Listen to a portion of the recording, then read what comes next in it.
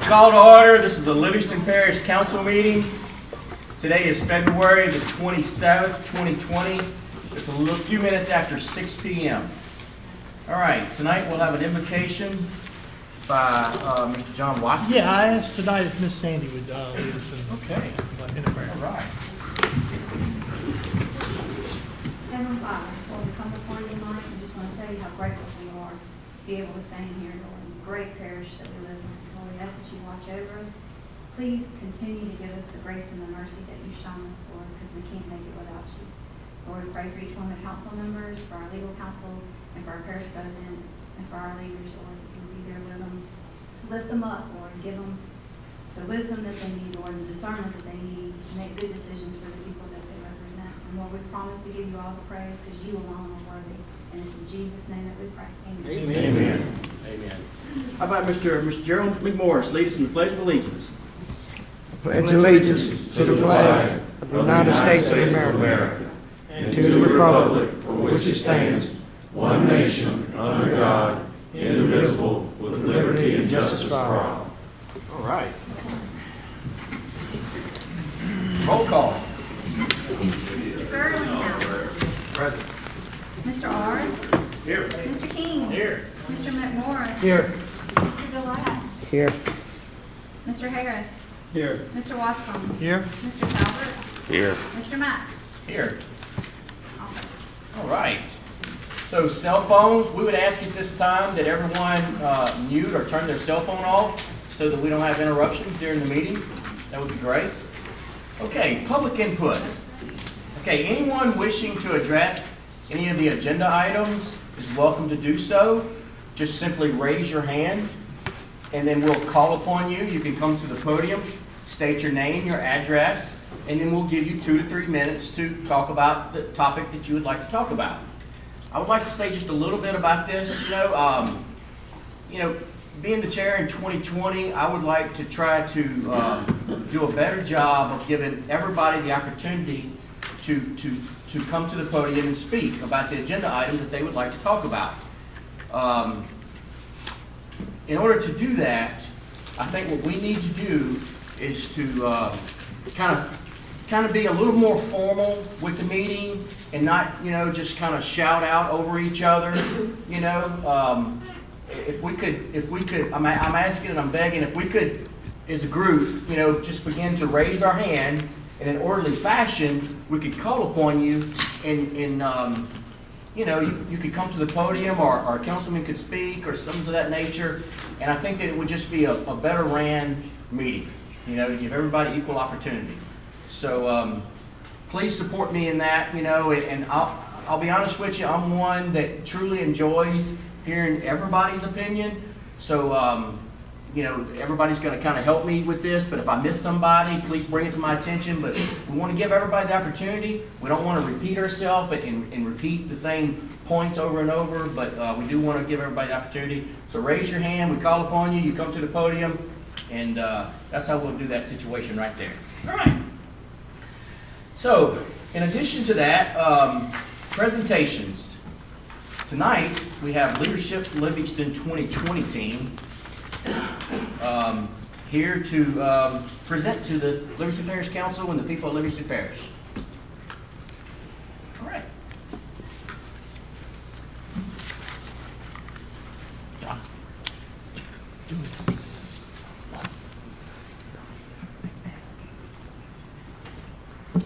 All right.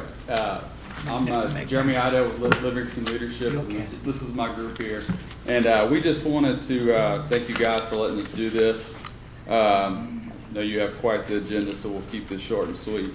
On behalf of our group, I'd like to publicly announce that we're going to do a project in French Settlement, playground, that they wanted to do before the flood, but obviously funding fell through. And we felt that, in talking to the leaders there, that this project was needed. So wanted to announce publicly, we're going to have a kickoff event on March the 8th from 12 to 3 p.m. and invite each and every one of you To that, we have a ceremony at 1 p.m. We're going to have a visual picture of the project and an overhead video as well.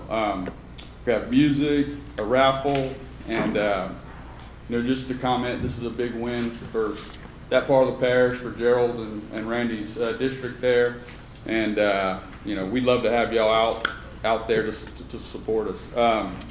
Gerald, thank you for you're going to be helping us with the Gemini. I know you've been dealing with Vanessa. We just want to say, Councilman McMorris, thank you very much for everything that you've done to make this event a success, and we just thank you. So we look forward to March 8th and hope to see everybody there. Good job. Thank you. Thank you very much. So, Mr. Chair. Yes, So sir. Go we would ahead. like to invite all the public to come. Anybody that could come help us raise funds to make this playground happen. There's nothing down here for these kids to do at the school or in that part of the parish. So this is something the ladies and the guys are putting together. Come out and support us. That's what we're asking.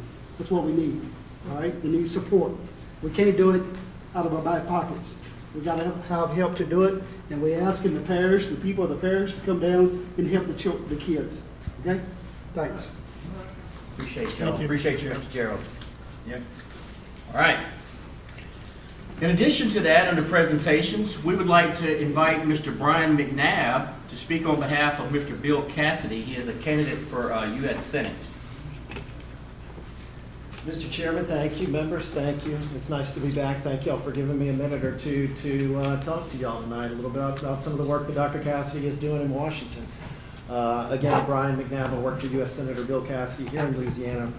As you know, if you turn on the TV or open up the newspaper, it's hard to think that anything's going on in Washington right now with the kind of divisive partisanship that's going on, whether it's impeachment or anything else.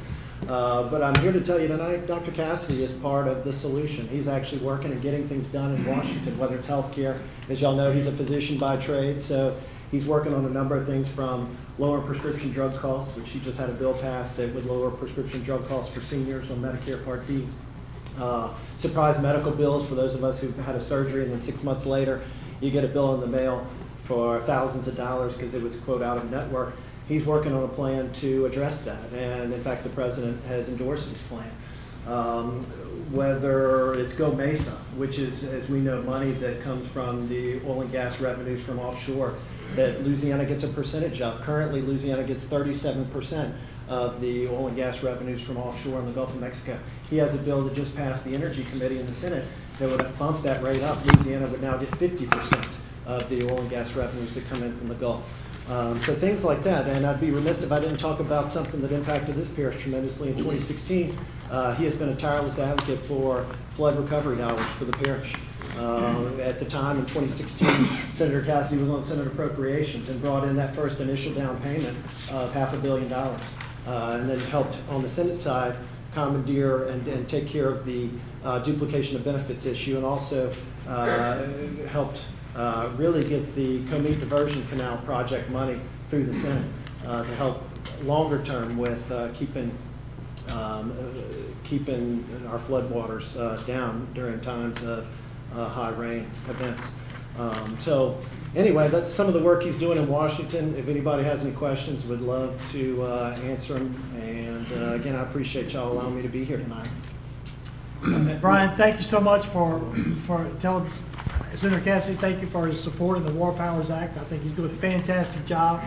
And I appreciate his support on the Marpole Diversion Canal as well. I think that's going to be a major asset to the lower area of Livingston Parish. Yeah, so the councilman asked me about that, and that's Restore Act money. If y'all remember the BP oil settlement, the BP Deepwater Horizon oil spill, money's come to the state from that, and about $130 million, I think, is flowing through the state to the Marpole Swamp project. So anyway, good news for the parish.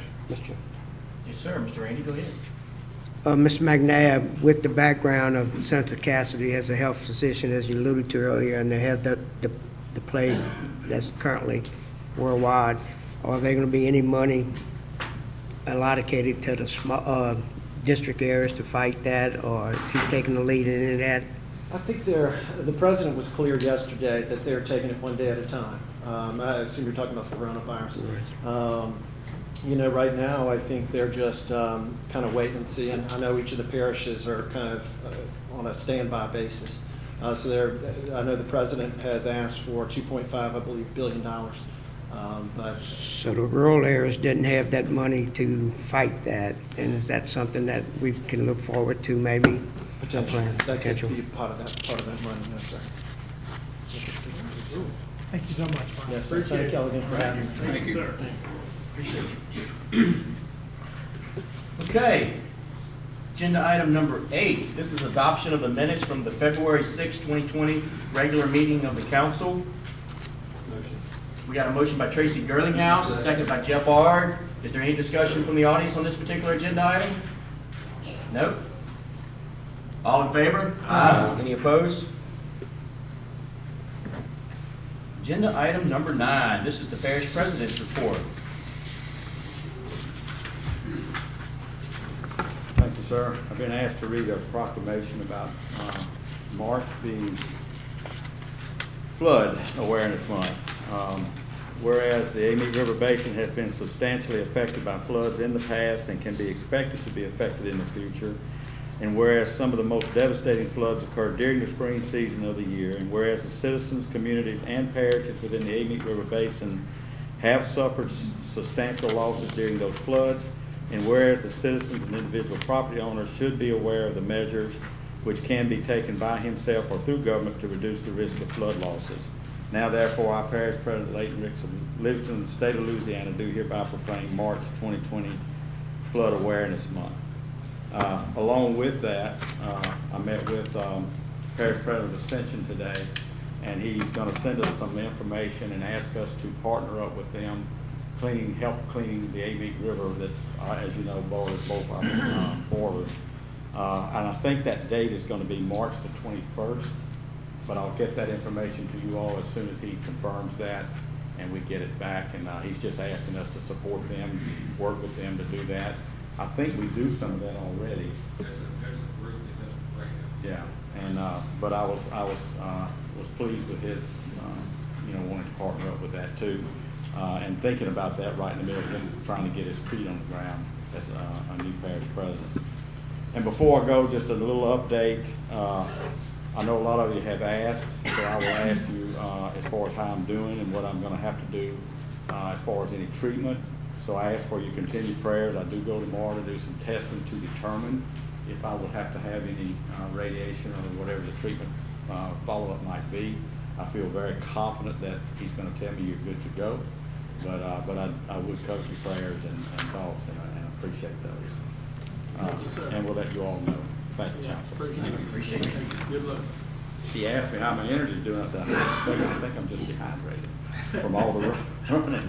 I start off every morning with a tank full, but by the end of the day, I'm kind of at the end. So anyway, y'all have a good evening. Thank you. Keep going, man. Do we need to make a motion to? Oh, Okay, so agenda item number 10. This is the Office of Homeland Security and Emergency Preparedness, Mr. Mark Harrell. This is 10A, to adopt a resolution of support for the submittal of roadway improvements and commitment of local matching funds to the Capital Region Planning Commission. Yeah, this is in reference to the, I guess, Amite Baptist Church Road. We're wanting to add that to the MPO, and they plan on going ahead and producing the funding for this project this year, is my understanding. However, I just want to make sure you understand, this is an 80-20 split, and we have to cover the engineer, but that's typical with these projects, so there's nothing new. We just need this resolution to add it to the system and move on with the project. Mr. Chairman, a question. Yes, sir, go ahead, Mr. Randy.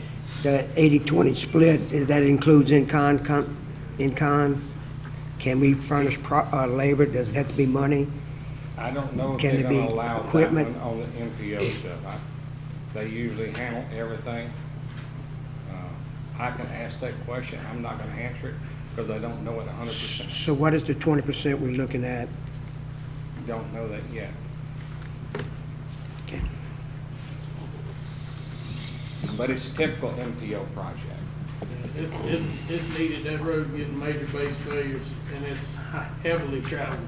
I travel it every day. I mean, I know there are other roads in the parish too, but I mean, The it's 20% is gonna come out the general budget. What was that? 20% will come out of the road fund. Road fund.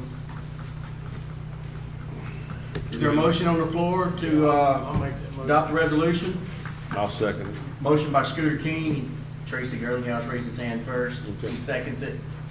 Is there any discussion from the audience on this particular agenda item? What you're waiting on, just wait on the resolutions in your packet. What you're waiting on. So the resolution's in the packet, Yes.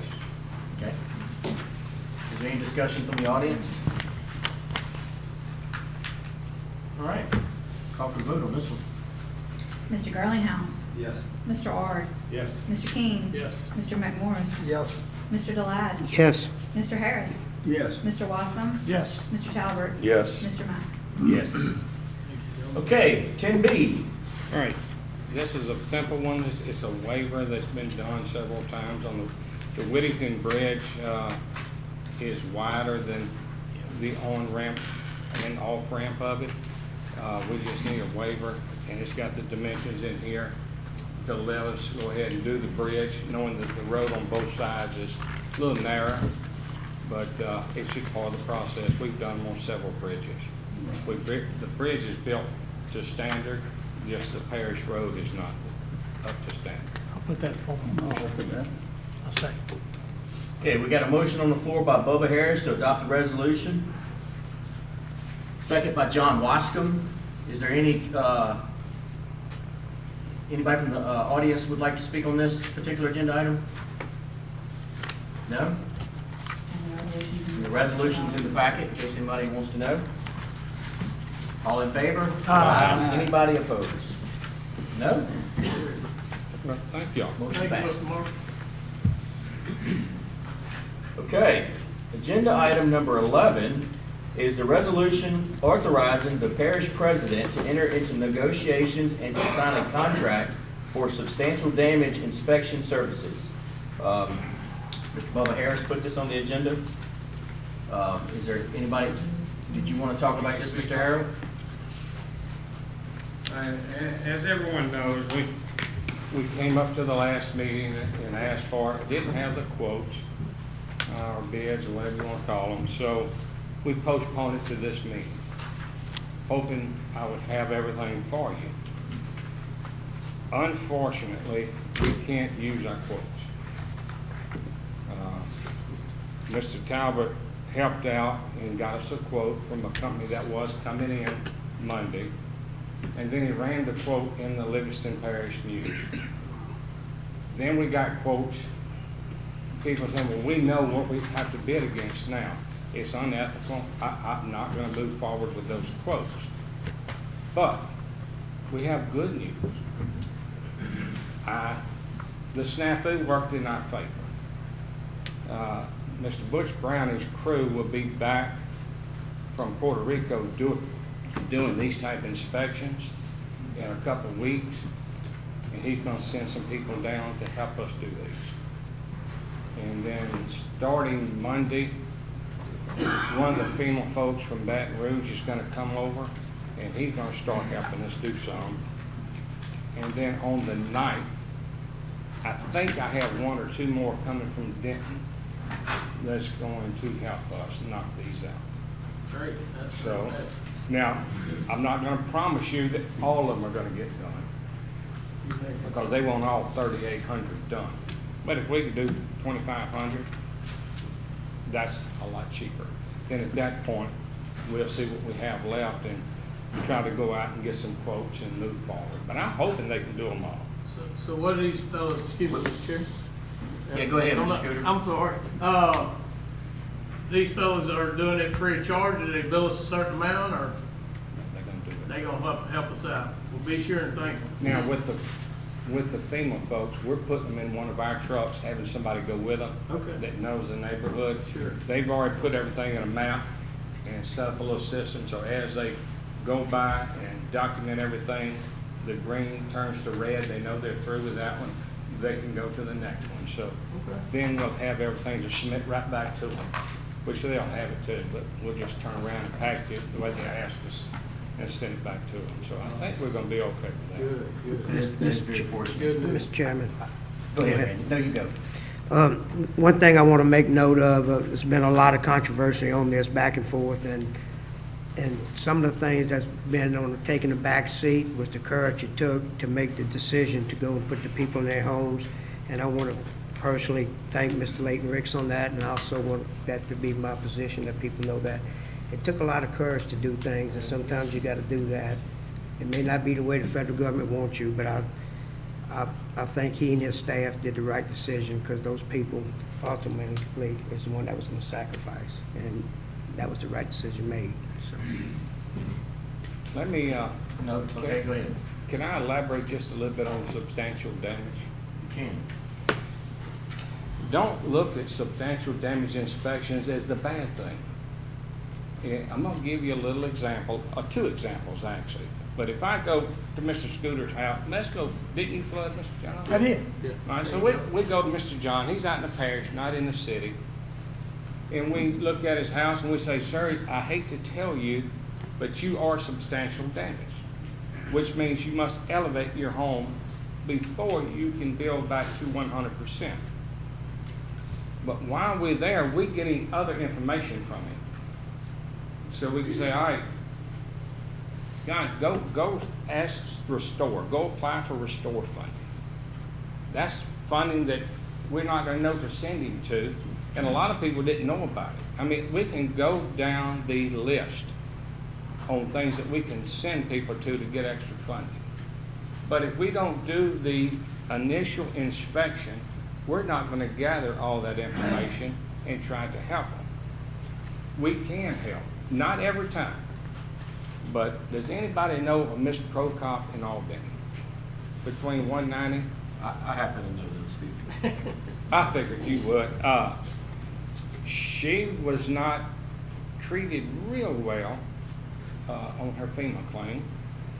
Her house was an older house, and it was substantially damaged. I didn't realize it was that much water in Albany, but obviously it was. Her son works at the sheriff's office. He came to me one day heartbroken. He said, I don't know what we're going to do to help Mama. She lived there, grew up there, she got married, they built a house there. She is not leaving that site. This is what we got from FEMA. No flood insurance, didn't need it. All right, let's look into it. So we got her signed up for Restore. Long story short, when it was all over, they demoed her home, they built her a new home for nothing. For nothing. Now, just happened to have a call on Pete Smith. Is that in your area? That's in my area too. See, I get calls from your people. And it was a friend of this lady, and she is in Restore, and they're saying, look, we're here to help. You demo your home on your penny, and you pay a cost share, and we'll build you a new home.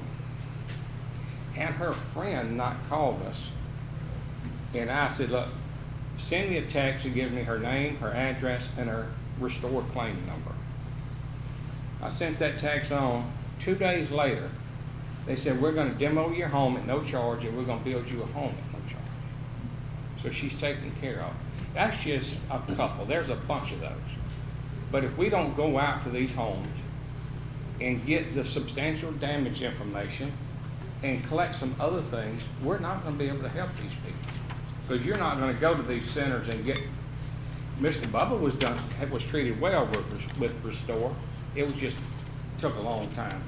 And like Mr. Bryan said, they helped with the duplication of benefits. You know, it's bureaucracy at its finest, but it has to happen. You know, we can go into your home and do an inspection right after the flood, and they can tell us what all they're going to do. Well, there's an estimator tool that FEMA uses, Fire Marshal uses. We don't have to think, really. You just plug in everything, take your photos. It will calculate whether you're substantial damaged or not. And we can look at it, and it's easy. You might be at 51%. But you have to be 50 or below. You can look at it and say, ma'am, sir, you have $25,000 worth of cabinets. If you'll go back with something a little less expensive, you won't be in the substantial damage range, which will save you from now on. Or, I'm sorry, you are 65% damaged. However, there's an opportunity to get funding to elevate you to meet your requirement. Now, FEMA's slow. I mean, it could be 2 years later. We're gonna blame Brian and his group for FEMA being so slow, but that's okay. But it's just the way the system works. But you can build back to 75%. That sounds like, well, I'm 25% shy of being back to my normal circumstance. There's ways you can build back and not get over the 75% and be a lot closer. Now FEMA is telling me now they want me to reduce that to 50. And in most of their stuff, it is 50. They have one piece of literature, one, that I happened to find during the flood that says you can move back into your home temporarily if you're substantially damaged and build back to 75%. They don't put it in anything else, and they've never taken that one sheet basically out of the system. So we fought them, and they're going to let us stay with the 75% on that. But don't think this substantial damage inspections is a bad thing. We can do more good out of it than bad if we handle it right. So that's all I'm going to say on that. Mark, if we'd have done, go ahead. Go ahead, Gary. You know, if these substantial damage, if we'd have done them after the flood, would these people have got this information faster and be back in their homes faster? They would have gotten the information fast. However, if they were substantially damaged, they still could only build back to 75%. But they would know that we have them in the queue. There were so many people, and there's going to be so many people that could have qualified for these first 2 batches of elevations had we known about it ahead of time. I mean, I talked to someone who has plantation estates. That's you? All right, I talked to someone last Friday. It's actually my doctor that lives in there. He said, man, why doesn't the parish offer these elevations? We did our building years ago, our office complex, so you probably know what I'm talking about. I would love to elevate my home. I said, you can, but nobody's ever told me. We didn't do the inspection. And he doesn't, years ago, you had to be repetitive loss or severe repetitive loss to get that funding. Now FEMA changed that rule. You flood one time, we can elevate you. So things are changing. And they're not the enemy here, guys. We have to get in compliance. Mr. Mark, can I ask you a question real quick? Can we talk are you able to talk just briefly on what the scope of the inspection is? It's set. We have to know how much water's in. That's the determining factor. How much water's in the structure? What did it hit? Did it get to the receptacles? That keys one thing. If it gets a little higher, it keys something else. Okay, we have to change all the cabinets. That keys something else. You know, it's just every little thing you have to look at and plug it into an estimator tool. Now, when you plug it into this tool, it's dummy proof, thank goodness. I can't leave your house until everything is done.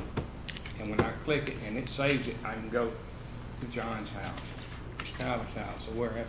I was just a little curious. I mean, if someone had substantial damage, these 3,800 homes, and some of them have already been built, how is that determined?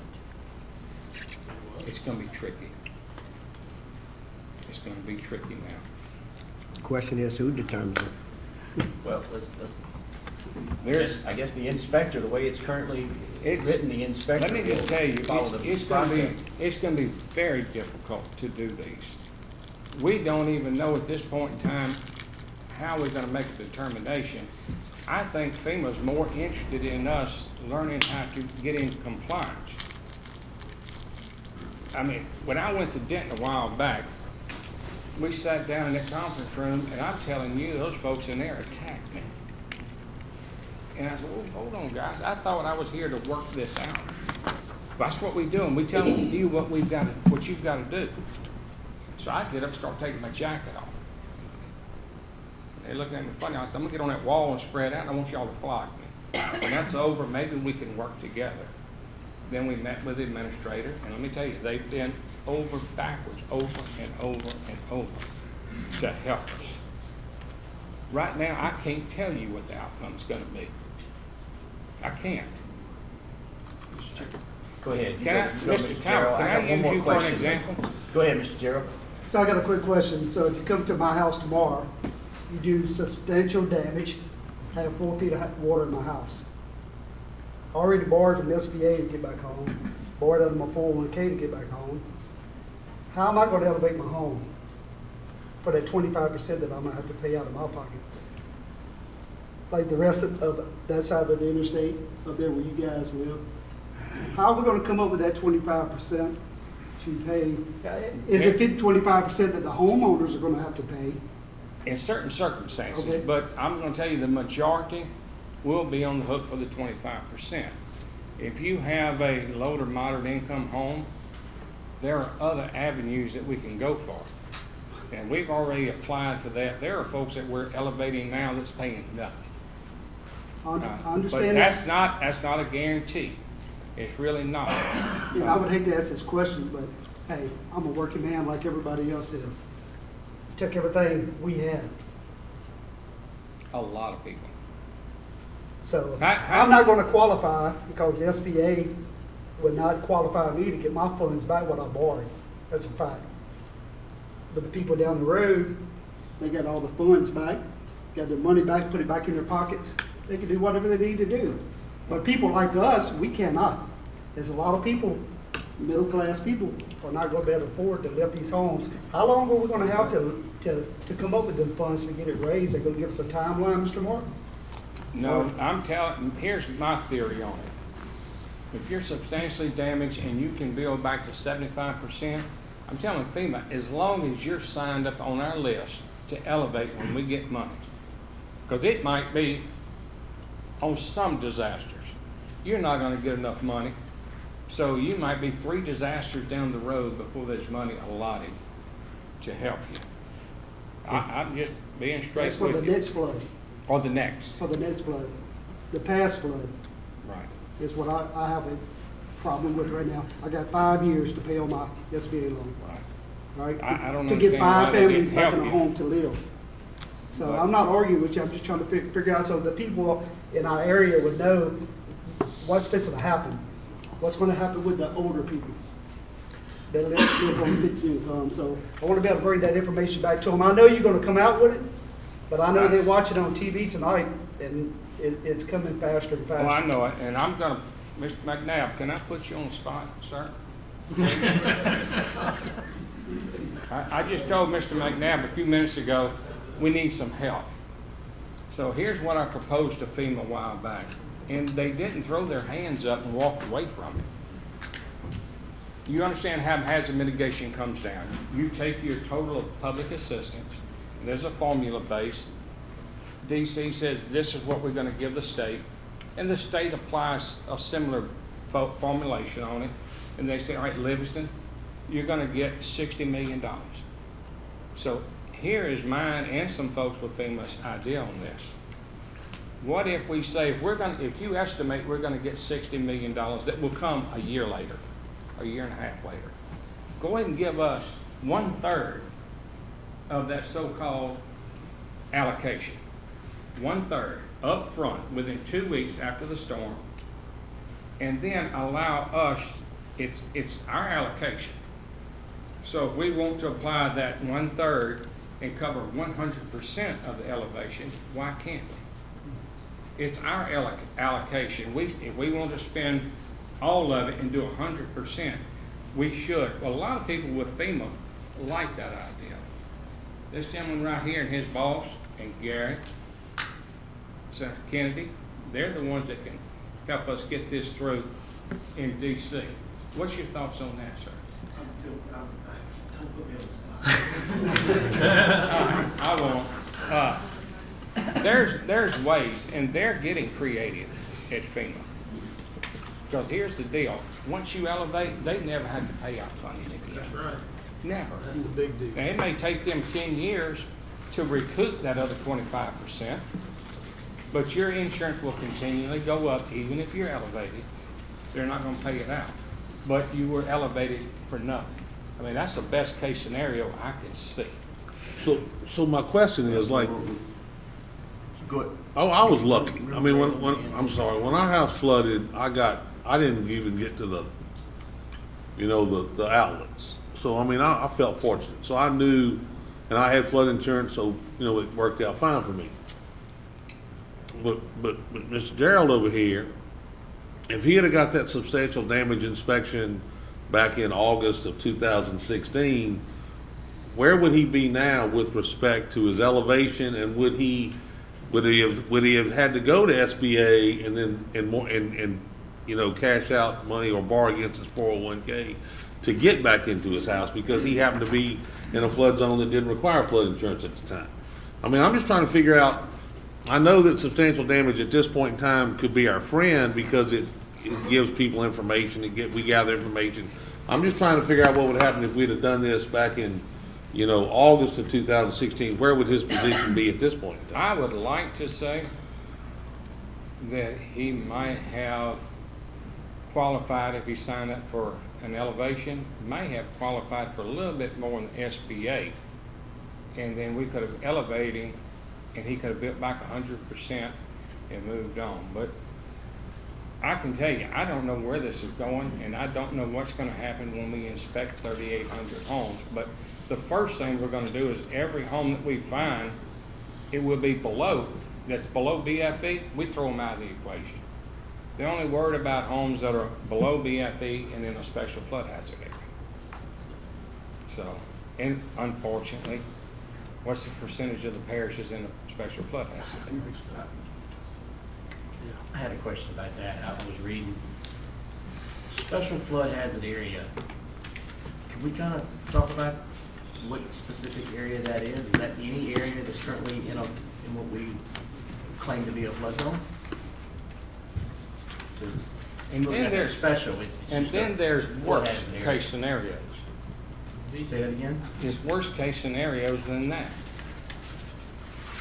Can we discuss your business, Mr. Talbot? Would you be okay with that? Do you know that when his structure was built at the truck stop at Magnolia Bridge and the long building behind it, there was no floodway. FEMA didn't have one on this side of the river. They had one in Baton Rouge, but not on this side. So they built, now they're in a floodway. His truck stop, everything behind it, the buildings on the west, the big building, it's about 3 foot of it in a floodway. That's a little more you have to do than being in a flood zone. So it's not just special flood hazard areas. We have to worry about floodways. And I think after this flood, it's probably going to expand. So just know that. But a lot of the parish is in a special flood hazard area. But I think it's going to expand. Go ahead, Scooter. So, after the 16 flood, we were all talking about that we're using the 2012, BFE right now. And everybody's going, well, they have to raise it. And then FEMA was going, well, no, don't have to raise it because this is a catastrophic, once in a lifetime thing. But we know this is going to change. And that's why we had talked back when we were talking about, dirt fill and things like that, not allowing people to build in floodways anymore. They're not. And so that's some of the things you don't want to have to do. It's something you don't want to have to do, but you're going to have to do it.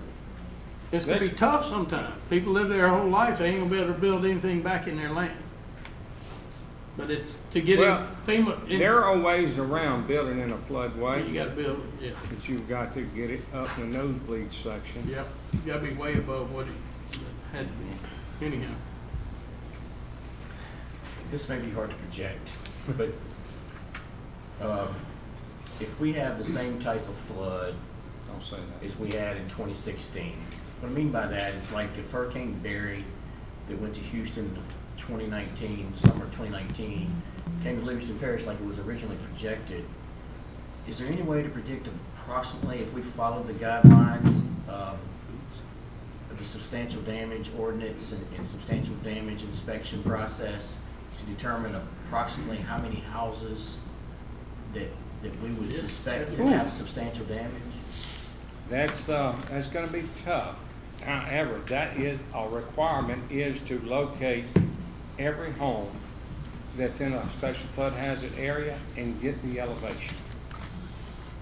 That is a requirement from FEMA for us to do to get 100% compliance. So, with that being said, we will have a list of all the homes that could potentially flood. And then National Weather Service, and we have gauges out in certain areas, and we have a grant in to put gauges in others and watch things, but we can use the Weather Service to predict how much rain, and then we should know how that's going to affect and come up with an estimate, but it's strictly an estimate. That's just like everyone down south. If you take Hurricane Isaac, did it affect any of you? It affected their areas bad because that east wind just kept that water coming and coming and coming. So that was worse than the 2016 flood in Springfield, Marpole, Prince Selma, Killian. So you can't. It's hard to come up with what it's going to do. We can do the best guesstimate we can. But I'm not going to sit here and tell you anybody can predict or project that. I don't know anybody who won't put the name on it. I wouldn't. Just got one more question. Okay. This resolution here, we talked about some FEMA inspectors, and we talked about some Butch Brown inspectors lending some help, and this is an absolutely wonderful thing, and I'm very appreciative and all that good stuff, but do we really need, in order to get this process started and inspect the amount of homes that we need to inspect, do we really need to pass this resolution and sign that contract now, being that we have that volunteer work, until we decide exactly how much this is gonna cost out of the budget? You talking about the inspectors? Yes, sir. I hope that's null and void, I'm hoping. So we don't even need to discuss that. The only thing we really need to do We're tonight discussing the ordinance now, Shane. is, No, we were on number 11, right? Yeah, but- We're on number 11. This is a resolution. Yeah, but he basically said earlier that we don't need to do the resolution. He just kept giving us information about substantial damage.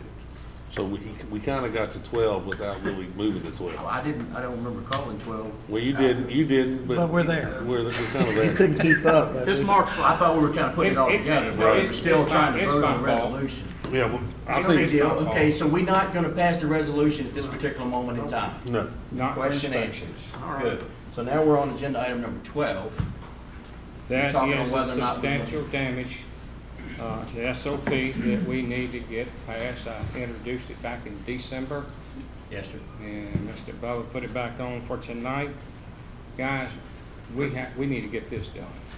I know I said I had one more question, but I was Go still ahead. talking about the resolution earlier, but this is about the ordinance itself. This particular ordinance, if it is passed tonight, Will be introduced. or introduced, and say it's adopted in 2 weeks, just like any other ordinance that we have, we can modify it so we so choose, as long as it meets the requirements of the FEMA regulations and requirements. You know, if we recognize that there's I don't know, something in there that needs to be modified such that it better enables us to follow the process and betters the, substantial damage inspection process and all that type of stuff. It can be modified. This is not a set in stone ordinance that, It's set in stone with FEMA unless they make some changes. These are requirements. Now, they're apt to make a change. I mean, they could come back and say, you can only build to 50%, or they could come back and say you can build to 100%. We don't know what FEMA's going to do. Don't have a clue. At this point in time, this is what's required. So this handbook that you drafted is what is, oh, I'm sorry. it's okay. Go ahead, Gary. We're gonna get used to this. We ain't used to it. I hadn't ran the meetings like that. It's my fault, but we're gonna get better at this. So go ahead and raise your hand. Go ahead, Mr. Gary. The handbook that was drafted and presented to us.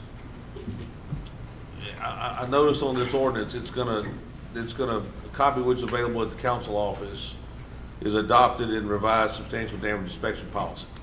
So this council could go in and amend this policy or not? No, sir. Well, you can always amend it. However, you might be, once we get in compliance, you may not be in compliance any longer. I guess my question is that there are two different entities, depending on whether it's a declared emergency or not an emergency, that's doing evaluations on substantial damage in this handbook. Meaning that, you know, a house could be substantially damaged without a natural disaster. And in that point in time, the evaluation would be done by the building department. And if we had a declared emergency, the substantial damage is done by the office, the office, your office. Is that the way? I mean, that's, so my question is. No, we will never, my office will never go out and do it. We'll do like it says in here, do a WebEOC request. That's how you get Brooks Browning's crew or whoever you can get. You might can bring some inspectors in from parishes or states that are not affected, things like that. My office would never go out and do the inspections. We're gonna get people that do that, like Butch and them. They do stuff for FEMA all the time. They went over through Texas a while back, did a bunch. Now they're doing everything in Puerto Rico. This is what their crew specializes in. But there are companies that can do this. They've done them. And that's why I'm saying we need a standby contract. So if WebEOC fails, if EMAC, to get people in from other states, fails, you have a standby contract. FEMA wants us to have a no-fail system in place. Now, the good thing about it, and the bad thing, FEMA doesn't do inspections in disasters anymore.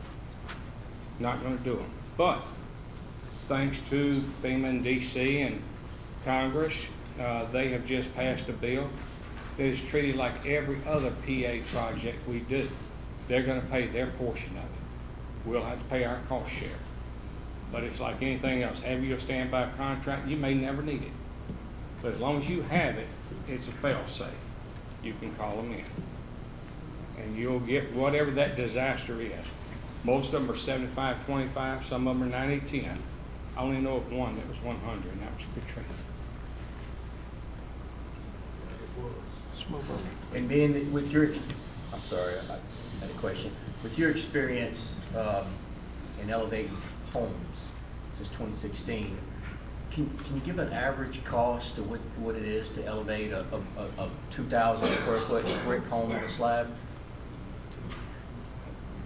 2,000 Just square off the foot. top of your head, nothing. Don't hold me to this, but No. I'm going to say I've seen the homeowners have to come up with 100,000.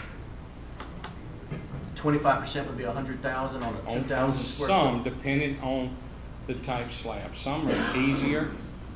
We've run into some. Just elevated one the other day that was, the home was probably 3 or 4 pieces. Very difficult to raise that. They knew that going in, and they bid it a little bit high because those pieces are going to want to separate as you're going up. But there's getting more and more contractors out there to do elevations. We've had several new ones come in and start bidding. They haven't won anything yet, but they're bidding, and that's the homeowner's choice.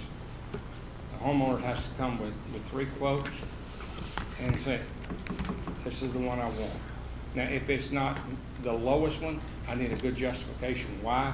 So we submit it to the state, to FEMA, and most of the time they will approve it. But I'm not gonna give you an estimate because I don't know the structure. Okay, appreciate all those answers, and appreciate you so much, Mr. Mark. Go ahead, Mr. John. Unless there's more questions, I'd like to make a motion that we introduce this ordinance for adoption. I'll second. Okay, so we have a motion on the floor by John Wascom to introduce this To- ordinance for for- adoption, and a second by Scooter King. We're gonna get Sandy to read the ordinance, and then we're gonna take any questions from the audience. Is it adoption or Go ahead, public Mr. Randy. hearing? Go ahead. Is it adoption or public? Well, it hearing? would, I This is guess, an introduction, right? to call for a Yeah, public this is an hearing. introduction. Yep. Go ahead, Miss Sandy. And this will be proposed ordinance 20-04. This is an ordinance to amend chapter 115 floods, article 2, administration, section 115-44 of the Code of Ordinances in and for the parish of Livingston by adopting the Livingston Parish Substantial Damage Inspection Policy. Public hearing to be held at 6 p.m. on March the 12th. Okay, so you got the motion in the second? Is there any discussion from the audience on this particular agenda item? All right, call for the vote. Mr. Girlinghouse, Yes. Mr. King, Yes. Mr. Ard, Yes. Mr. McMorris, Yes. Mr. Delac, Yes. Mr. Harris, Yes. Mr. Wascom, Yes. Mr. Talbert, No. Mr. Mack. Yes. Can we go back to 11? We already did Well, 11. Well, yes, sir. May I will pass honor that something request. Go ahead, Yes, please. Mr. Mark Harold. You can, what are you asking to do? You can. I just want to pass out some packets. Sure. There's some issues that I've had, and I have some rebuttals to them. Well, go I'm ahead. not We can gonna help talk- you do that. We could even have a, I don't know if you might have some extras. I'll make thank it you so back. much, Miss Angela. But- There's also volunteer and In- helpful work there. In that packet, you're going to see a letter that we just received yesterday that said that if we don't move forward on this ordinance. Which one? You talking about the 12 or 13? No, the one that we just introduced, we have a public meeting at the next one. Okay, the one we just Substantial adopted. damage Inspections. They're going to impose a penalty on 27,100 and something flood people in this. Shouldn't you have parish. told us that before we just voted for it? No, because I had faith that you Well, were doing let's the get right back to the thing orderly anyway. meeting. That's a very good point. I appreciate that very much, but I think we made the right decision not knowing that information. We know it's gotta be done. So- We've been knowing that, it's gotta be done. We were always willing to be in compliance. We just wanted to work to try to get it right. And they're wanting to help do it. Yeah. They've Okay, showed so- that over and over. So appreciate that information. Is there anything else on that particular agenda item? Now, Mr. Butler Harris would like to make a comment on agenda item number 11. We're gonna backtrack real quick. Oh, then you have One one. thing I want to ask is, do we have to make a motion to let the parish president do this now? Well, I'm hoping all of the inspections, Mr. Bubba, are gonna be done free of charge. That's our goal. Yeah. But So the answer we don't is- need to make a motion to, No, sir. There's no funding going out, so right. we're just gonna get the free stuff No done. contract. That's right. So go ahead, In Mr. the Scooter. event that they don't inspect all of them, then you would come and say, we need you to make a resolution. Perfect, Yeah. that's great. Let's just cross that thing. Yeah, let's cross them. I think you'll spark them, they'll be all right. Okay. Thank you, Anything Mark. else? Thank you, thank you, thank you. Thank you. Okay, we're gonna move forward to agenda item number 13. This is a public hearing and adoption of LP ordinance number 19-20. We will now open the public hearing. Sandy, will you read the ordinance? This is proposed ordinance 19-20, an ordinance as follows to wit, revoking the dedication, abandoning quitclaiming in favor of Cheryl Lewis Ajapon and Jimmy R. Lewis, 30-foot all-purpose servitude identified by the crosshatched portion as shown on the preliminary map, showing the revocation of a 30-foot all-purpose servitude across a 2-acre tract, Lot B and Lot 1, located in Section 7, Township 9, South Range 6 East, Greensburg Land District, Livingston Parish, Louisiana, by Brett J. Martin, professional land surveyor, dated May 6, 2019. Okay. Is there any discussion from the audience on this particular agenda item? Is there any discussion from anyone in the council? This thing's been. Go ahead, Mr. Randy. I was wondering, the question I'm gonna ask, and obviously I'm new to the council, so I don't know how things is done. Why is it even on the agenda? That's an administrative function, it looks like. No, Sandy, you can help me answer this. We passed an ordinance that actually outlined all the requirements to revoke a servitude, and this is part of the process. And meaning that you have to have a legislative vote to revoke the servitude? That's 100% correct. I would sure like to have Mr. Mooney research and see if that doesn't violate the charter. Well, I think we have looked at that. Actually, the charter, because your charter requires an ordinance anytime you diverse yourself of any real property. So this is a real property right. So it's probably a slight overkill, but it seems it's in line with keeping the requirement of the charter as far as I can see. Appreciate that input. Appreciate that question. Okay, Mr. Gary, you go. Okay, this thing has been on the agenda, off the agenda, on the agenda. Is there anybody here to answer the question whether all the requirements have been met? All right. Yes. Yes, sir. We received notice from the developer and the engineer to please table this for good because they never could get everything straightened out with the people that were requesting this. They no longer want to have this on the agenda or have anything to do with it. So we're gonna table it forever right now. Who is the developer and engineer? Okay. Mr. Chairman. So, appreciate your cooperation there. Go ahead, Mr. Randy. So the question was the developer, who was it? Macklin Taylor. Is the engineer. So who's the developer? Is Mr. Raymond Mullins is the contact person for this project at Macklin Taylor. See, this is the individual, and that's why I'm asking the question. This isn't a subdivision. This is a brother and sister whose father has passed away years and years ago, and they got in a squabble amongst themselves, and they've been fighting this for 8 or 10 years, and I don't understand how this is a legislative function still to this day. A squabble between a brother and a sister. If anything, it's a court system, or it's going to be handled administratively. Well, it's just a process that we outlined to have to follow in order to revoke a servitude. If it's a public servitude, it Yeah. sounds like it's a dead issue. It's not a public. Okay. But Go ahead. Go okay, ahead. the servitude was filed. So once the servitude's filed, it's gotta come to us to give the servitude up, right? Servitude could be private. Like I give you permission to come across my property, but not the whole world. But if it becomes a right-of-way given to the parish, and we then have a real right in it, then we have to revoke it, so which is, I thought that's what this was asking us to do. But if it was just a servitude between two property owners.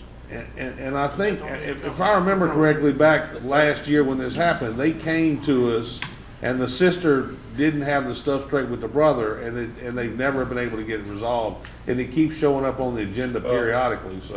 Looks like it's done now. Okay. And what I was under the impression that the servitude was required in order to have the property subdivided, which is a responsibility of the governing authority. So I was under the impression that that was the reason that they were gonna revoke it, and they were making some type of parcel modification. But to make a long story short, though, there's really no more sense in discussing this anymore because this is over. But go ahead, Mr. Randy. Mr. Chairman, I appreciate you giving me the opportunity to rebuttal that. Again, servitudes between two property owners, we do have laws in place. We voted for that. We made legislative ordinances, resolutions. But administratively is where they handle these things at. Why do we have to come here and discuss it? Suppose they didn't want to revoke it. Suppose they didn't want to table it or whatever. So they come here and they burn our time up, or the parish's time, and there's already administrative mechanism in place to handle this. And then if they're not satisfied, then they go to court and they sue each other, which is what they're going to do anyway.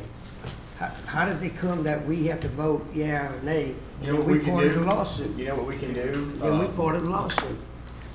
You know what we can do, Randy, if it's your request, you know, we could send this back to the ordinance committee, and we could maybe talk about that, you know, and try to see if there's any type of way that we could work to fix that. Yeah, let's move on. No, I was just talking about the actual quitclaim ordinance, but yeah, what we need to do is, close the public hearing, and, there's no need for a vote, so we can move on to the next agenda item.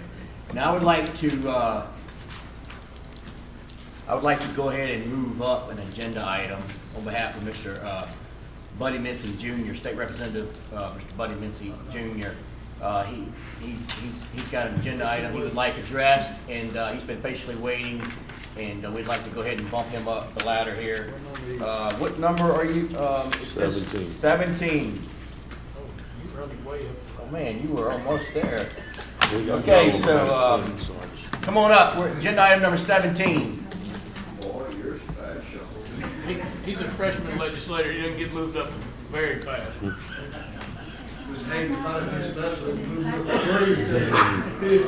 stops at 15. No, thank you, Chairman, for doing that. I appreciate that. I've been waiting patiently, and I was going to continue to wait. First of all, I'd just like to thank you guys for what you do every day. As you know, my dad was a parish councilman for 16 years, and I lived next to him. I was a junior, and I got most of his phone calls, half of his phone calls. So I know what you guys do every day, and I appreciate your service. So thank you very much for what you do. The second thing I'd like to thank you for, and I actually planned on doing this last year, after the election, was come by and thank you as a school board member. Thank you for all your years of support to the school system. I think our school system, I know our school system is still the economic engine of our parish, and this council has always been extremely supportive, and I thank you for that capacity. In regarding to item number 17, this bill, we actually have a bill that I have pre-filed at the request of Parish Clerk, Mr. Jason Harris. Evidently, there was a bill that's been on the books, I've been told, since the 1980s. I really don't know the date of it. But it required that the clerk come back to the parish council for approval to purchase a vehicle. And there was also another law that limited the purchase of a vehicle to $19,500. So there's only 3 parishes that are excluded from that first resolution as far as approval from the council. That was East Feliciana, West Feliciana, and St. Landry. So the bill actually added Livingston Parish to that this exemption, and it would remove the requirement for the 19.5. So I'd like for y'all to consider supporting that resolution.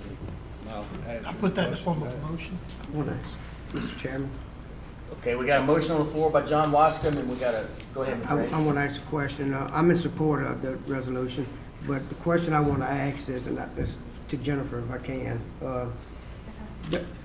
the budget that is currently used for the clerk of court's office that's not going to be in it? Okay. Okay. They're independent of their. They are independent, yes, sir. Pardon me? They are independent of us. They have. Okay. They're not in our self-funded. budget. Okay. We're good. It doesn't affect us either way. So I'll second. All right, that's good clarification. That was a great question. Appreciate you very much. Appreciate you being here to answer that question. Okay, so Scooter King seconded that motion. That's what I do. Is there anybody from the audience that would like to discuss this particular agenda item? No? Okay. All in favor? Aye. Anybody opposed? Nope. Appreciate you very much. Thank you, buddy. Thank you, bud. Okay. Agenda item number 14. This is an update on the Master Plan Review Committee by Mr. Gerald Burns. Thank you. My name is Gerald Burns, and I'm the chairman of the Livingston Parish Master Plan Review Committee.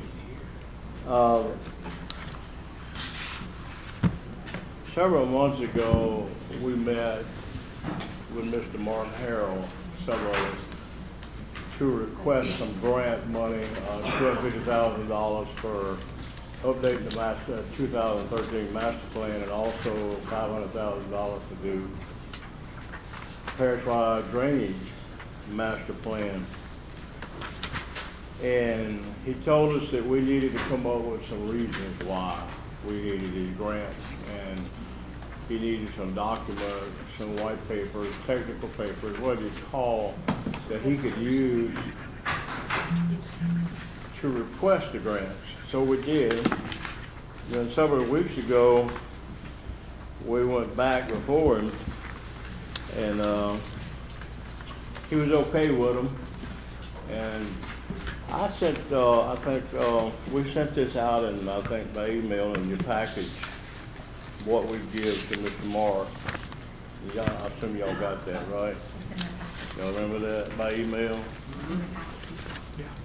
Anyway, I'm gonna briefly go over them. I won't go over every one of them, but just kind of hit the highlights if you don't mind. But the basic reasons why we need $250,000 grant to update the 2013 Livingston Parish Master Plan was demographic changes. Since 2013, the parish has changed a lot, and especially since the August of 2016 flood.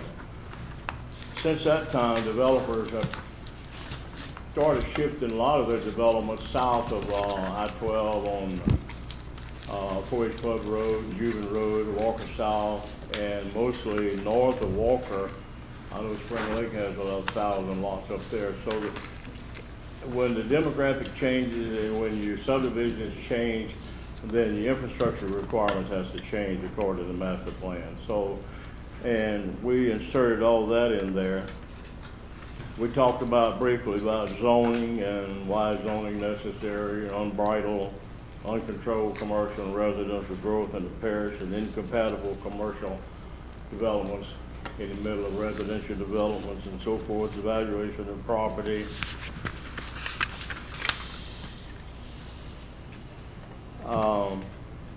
Talked about the economic corridor and update the 2013 master plan to include the 13 to 14 road projects in the economic corridor that we brought to this council, and you passed a resolution of support, so we're going to put that in the 2013 master plan.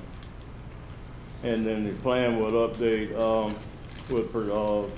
enable the parish to procure grants for selected projects and hire a full-time planner. On the drainage plan, we come up with Livingston Parish has a landmass area of approximately 703 square miles. And Livingston Parish Drainage District 1, 2, and 5, actually which is comprised of the landmass of about 140 square miles, is taxpayer funded. And Drainage District 6 and 7, which is about 563 square miles, is about 80% of Livingston Parish is not taxpayer funded.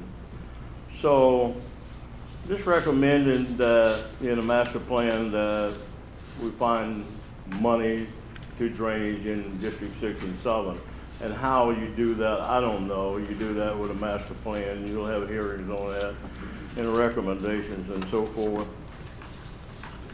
I met with Mr. Shane Mack right before the Super Bowl. We give up our time, Mr. Shane, and we missed all that pre-stuff on Super Bowl. But anyway, and we come up with some of these things. Mr. Shane has some good ideas. He talked about the Canadian National Railroad blocking a lot of drainage, so we addressed some of that. And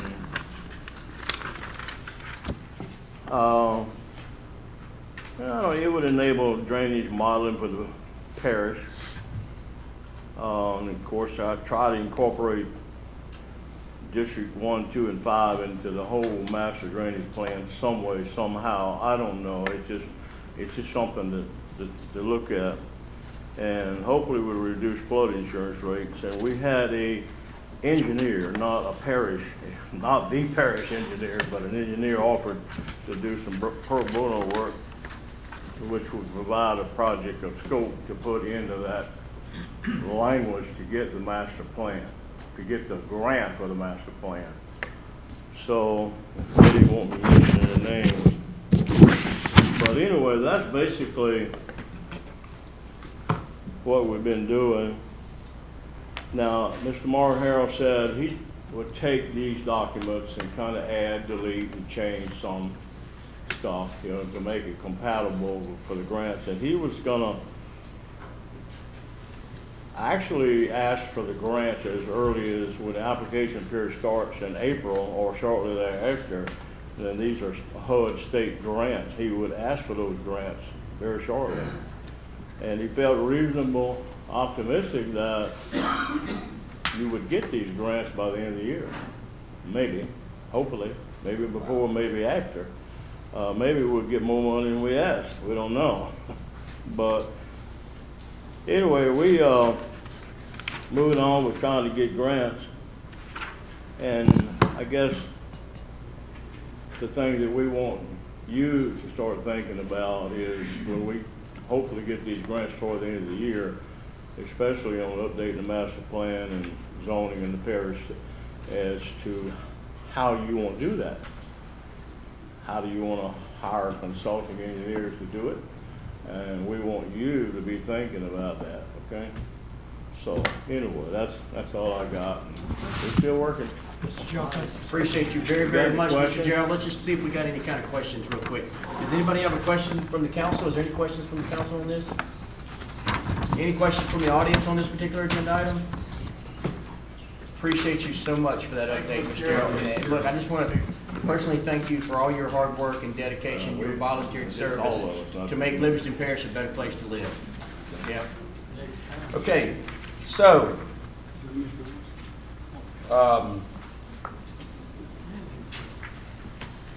agenda item number 15. This is Planning Department. This is a consideration to adopt a resolution for a waiver request for the hard surface requirement for commercial parking driveways of Brandon G. Thompson Funeral Home located off of US Highway 190 in Council District number 4. This happens to be in Mr. John Wascom's district, and we'll let him say a few words if you so choose. I don't mind speaking a little bit myself if you want me to. No, I'll do it. I mean. Okay, go ahead, Mr. John. Look, I appreciate your support. This is in my district. It's on Florida Boulevard, fantastic area, perfect for commercial business. They built a very nice, high-quality looking funeral home. And the requirements are that they have to have paved parking. And so on the front section, they have poured concrete paved parking. And on the portion of the side, the overflow, that's concrete as well. However, some of the employee parking is still limestone, and some of the in the back, on the back side for the overflow, if I'm not mistaken, is limestone. I've spoken with Mr. Brandon. Is that you? Come on up, Mr. Brandon. If I'm saying something wrong here, I didn't know y'all was going to be here tonight. Perfect. And so, but I've spoken to them, and they've got other funeral homes in other parishes, I think, that actually have the limestone, and it works very good for them. So I'd like to ask, I think when the inspector showed up, they said, well, we can't do your occupation certificate of occupancy. Yes, certificate of occupancy. And so until they, unless the parish council can address this. So I've spoken with Sam, the rest of the members at the planning commission, they see no problem with it. I'd like for the council to support me in giving a variance. I got one question. Go ahead, Is there a time frame to pave this like we've been putting on everybody else's? Or is it gonna remain like that? Could you put a time frame? Can you answer that? Yeah, we would love to ask for a permanent waiver. So at our location in Hammond, I've been open there for 14 years now. Had the privilege and honor of serving thousands of families, and we have limestone in our overflow parking as well as our employee parking. Just like Councilman John said earlier, everything else is concrete. Oh yeah, I look at it every week. It's right across from my district. Oh, so okay, perfect. And I haven't, out of thousands and thousands of families we've served, I hadn't had one single family mention anything to me whatsoever about limestone. Okay, so go ahead, Scooter. Maybe a legal question. If we do that for one commercial business, will we have to do it for all the others? Yeah, I mean, if you're gonna make an exception and have to make it for across the board, but it didn't When it's justify. apples to that apples, it's- I mean, Right. it would have to be really, The way this, I mean, I don't mind this, this is the way a this great business thing. is That's- used, or the way That's the not a property's problem set with up. me at all. The only thing we've typically done it for. Hey, you didn't get, Go ahead, Tracy. Or like churches. Right. Or something, and even those are on a time limit. Yeah. Right, I mean. And I understand. Okay, so, go ahead, John. Guys, and if you want to put a time limit on the guy, that's fine. Here's my thoughts. First of all, it's not a good ordinance. The ordinance was written, we've given waivers for that ordinance for years, for churches. It's really a bad ordinance. We don't even need that ordinance. So I'd say let's offer the variance to this guy. Let's go back and revisit that. Because here's the thing. If a private industry has a bad parking lot, then the person who sells the product, like for churches, if the preacher is just, if the ladies can't get out of the car and walk to the limestone, the preacher's going to hear it and he's going to make the change. However, if the sermon is good enough, people will swim to the church to hear it. It just let the business owner determine whether the people want it or not. This is really an ordinance that was put in years ago. We've given that waiver so many times, and it needs to be changed. So I'd like to ask y'all just to give the waiver for this one, and let's pick this up again in the ordinance committee and just do away with it. I'd like to put that in the form of a motion. Okay, so there's a motion on the floor by John Wascom to grant this waiver permanently, as it currently exists today. yeah, Yep. There's a second by anybody? yeah, me, Scooter King. that's my job. Is there any, is there any discussion from the audience? I have. Is there any more discussion? Well, we got somebody from the audience. Let's come on up. Just don't forget to, tell us who you are and where you live. Livingston, Louisiana. I'm on the planning commission, and we've turned churches down because they didn't have hard surface park. I agree with you 100%. Thank you, Mr. Morris. I appreciate that. This guy's, this little congregation is putting money together to build a church. They can't do it because they don't have enough money to put a concrete parking lot. I think it needs to be. And let the people decide whether they want to walk on gravel or limestone or. So that's a good suggestion. Appreciate you coming up. And what we could look at, Okay, the we'll look ordinance at committee, it. John, Ordinance committee will check it out. is maybe give some exemptions incorporated. or something for certain type businesses, if that's what the council so That's chooses. possible. We have someone else from the audience that would like to make a comment on that. Jeanette Clark, I live on Arnold Road. I would just like to say using limestone will help with drainage versus concrete. So that would be definitely something to look at. Thank you so much. Appreciate you. I hadn't even got that far yet, but that's great. Okay, so is there any more discussion from the audience on this particular agenda item? Any more from the council? Chris. Go ahead, Gary. So Chris, I know that we put limits, we've told churches they gotta come back in 2 years and pour concrete. Well, the only exception you're making here is for other funeral homes, so they have to be mostly concrete in the front and mostly, for overflow lots for funeral homes, you'll have to treat We've them got the a same. ton of concrete poured, there's a lot there Spent a already. small fortune, I can tell you. There's plenty. How many I'm parking sure- spots, how many yeah. parking spots do you have now? I'm sorry? How many concrete parking spots do you have? I would say, and this is a guess, I would say that it's probably about 50, 60, How many 70, parlors do somewhere. you have there? We have two chapels. And like I said, the overflow, we limestone the overflow, and then of course the employee parking in the rear. Now, on a nighttime, I'll just tell you guys, you can never have enough parking. Right. I mean, I can have a service today that may have 75 people. Tonight, I can have one that may have 3,000 people. So there's no, you can never have enough parking. But at the end of the day, I'm a small business, and so I know the investment that it would take to hard surface, parking is just, it's not something that has any return on your investment. Other than what Mr. John had mentioned earlier is if we don't exceed our customers' expectations, they're not gonna come anyway. And so that's the name of the game, and so. In the future, if it becomes an issue, I'm sure. More, Go ahead, Gary. Morgan, y'all approved, y'all did the review. Was the review, I mean, when it came out of planning, it was all concrete and the review was all concrete?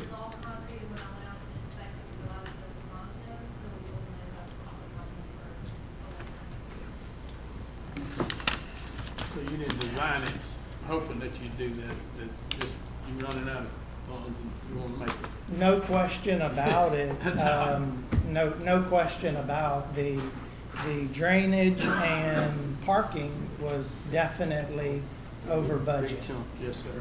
And so, small business, you have to make an executive decision. And so the next best thing, I thought, with my past experience in Hammond and other locations that I own, would be limestone. Okay. Motion and second. Okay, so there's a motion on the floor. There's a second on the floor. Is there any more discussion from the audience? Any more from the council? Call for the vote on this. Can you state what the, Yes. The motion, go ahead, John. To give a variance for this particular address on the parking requirements. And then I guess separately to pick it up, put it on the ordinance committee for maybe changing that ordinance. with no time limit? That's with no time No, limit, it's yes. just in there. And it's for, hard surface for commercial parking driveway, for that ordinance. Correct. Whatever's needed.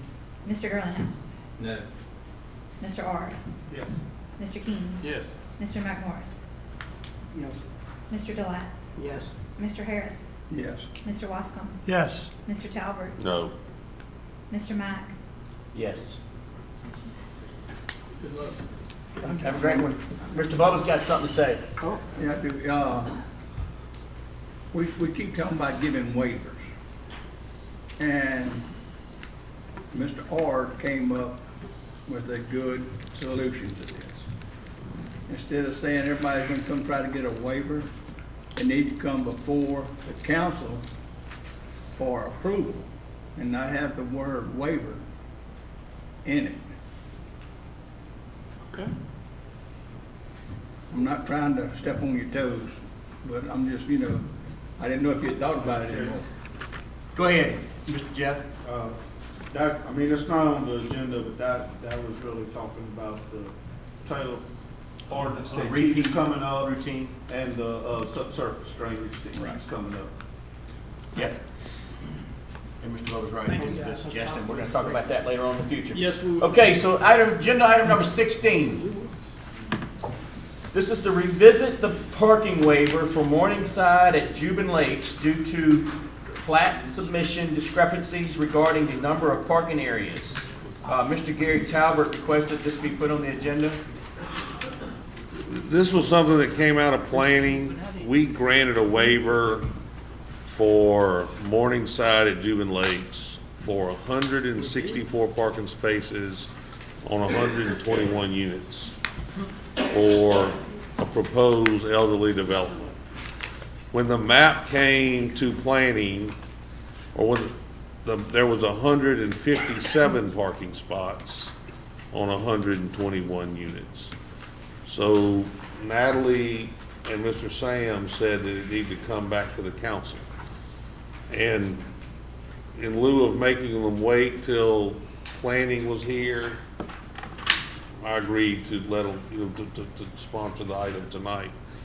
And there was a reason I wanted to sponsor the item tonight, is that, we were all in favor of granting the waiver, and I don't think anybody has the issue with that. But there have been a couple statements made before this council and before the EBR Metro Council that talked about the financing of this proposal, of this development. And if the financing wasn't approved as a pilot, through the Louisiana Housing Authority and the Capital Area Financing Authority, that the project wasn't viable. So I have a concern if we grant the waiver without tying it to the financing coming in place and it being a low to moderate income over 55 development. So in discussion with Mr. Moody said that maybe we could tie the waiver to the public trust. Because if the pilot is approved by EBR and it's able to be developed without us getting any sales tax or property tax on the development, that land will be put in a public trust. That's how they will avoid paying sales tax and property tax to us. So what I don't want us to do is grant this waiver on Morningside at Juban Lakes. It be designed, the financing not be approved, and it be a regular apartment complex with not enough parking spots.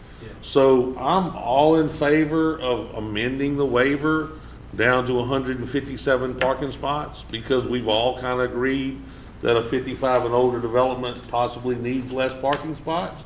And we took that original, position when they had it in the back. We took the position when they flipped it to the front.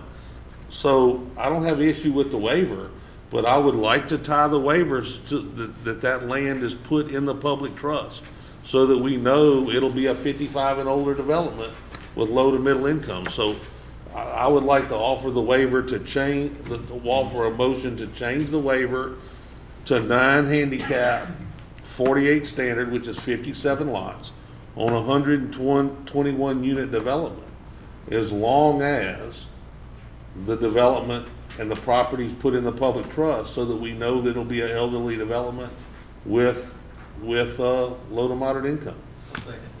Okay, so we got a motion on the floor and a second by Gary Talbot, second by Tracy Gerlinghouse, and we have someone from the audience that would like to speak on this particular agenda item. Just don't forget to state your name. Yes, sir, Mr. Chairman, thank you very much. Murray McCullough with Benchmark Group, 11328 Pennywood Avenue in Baton Rouge, 70809. Represent the developer on this particular project. We'll clarify one thing. The map that you guys approved last time was correct. The map that was sent to them was correct. It was a slip of the tongue by me, because I took the parking we had on there and the handicap, and I added them together. Y'all asked me how many it was, and that's what I made a mistake, because that handicap number was already in the number of parking. So the map y'all had before was correct. It was my slip of the tongue in the public hearing that made 164. I would, though, ask that, and we have no objection to the waiver being tied to a senior development, because it's my understanding that this project is still viable, even without the going into a public trust to be a senior living project. So what I would ask is that the motion be considered to approve the waiver contingent on this being a senior living facility, as opposed to actually the way it's possibly going to be financed, because it's still a viable project even if it doesn't go through that. So that would be my only request of the motion. We have no objection to the waiver being for a senior facility, because quite frankly that's what it's for, right? They don't need that type of facility doesn't need as many parking spaces. I would ask that it be tied specifically to the usage and not to any financing, because it's still a viable project should it go forward, or should that financing not go forward. All right. Okay. All right. I appreciate that. Thank you. Appreciate you. Thank you. Is there any discussion from the audience on this particular agenda item? Come on up. Don't forget to state your name, address. Caden Smith, 9295 North Street. If it becomes an older complex and not be for low or moderate income, how is this going to affect the parking? You follow what I'm saying? In other words, if you put it for 140 spots and then they make it for an older apartment complex without the funds, and they raise the rent to where it's upper livable income and not the lower moderate income. I got you. You got what I'm saying? Yes, sir. And how is this going to affect the decision down the road? In other words, as long as it's low and moderate income, that's great. But all of a sudden it becomes moderate and rich, and now they got less parking than what they should have originally had. You follow what I'm saying? Yeah. Thank you. Thank you. Okay. Are you able to answer that question? Yes, sir, I'd like a chance to rebut that, please. Go ahead. Again, the parking waiver has to do with the usage. It has nothing to do with the income of the folks in the complex. It could be, I've personally gone and visited these that were for, you know, the wealthy and for low income, you know, type people of need. The number of parking spaces goes with the usage. It's for seniors. It's for seniors, which is why we don't object to you, you know, tying the parking waiver to a senior facility usage. But it really has nothing. It really doesn't have little to nothing to do with the income or the type of the financing on the apartment, or how it's going to be structured. It could be a market rate apartment. It could be a, you know, tax credit type facility. And it's still the same parking requirements for a senior living, empty nester type, 55 and over facility. So, again, you know, we have no objections to the waiver being tied to the usage of the property. Thank you, sir. Appreciate you. Any more discussion from the audience? Any more from the council? Oh, wait, we do have one more.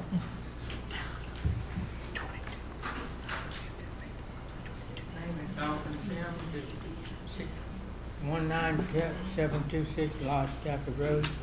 Is this gonna be for seniors at low income, or is it gonna be anybody at low income? It's quite a bit of difference in people.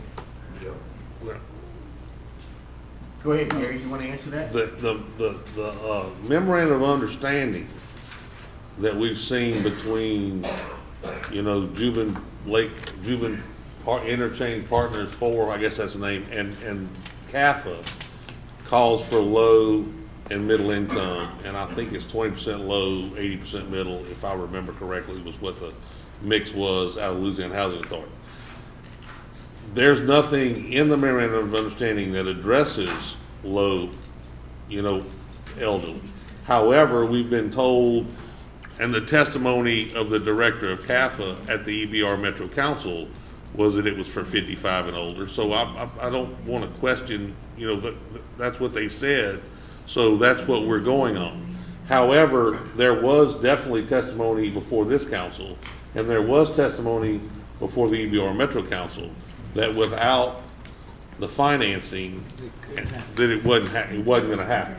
So, I mean, that's the only reason that we're trying to tie the waiver to the land being put in the public trust, is that out of the mouth of the developer, that without this financing, it wasn't viable. So that's why the motion was offered to put the land in the public trust. And Mr. Moody, I mean, am I correct in saying that would basically require that the waiver would then be in place if the financing was in place and the land was placed in the trust? Well, that's what would happen if they adopt your motion. Yes. Right.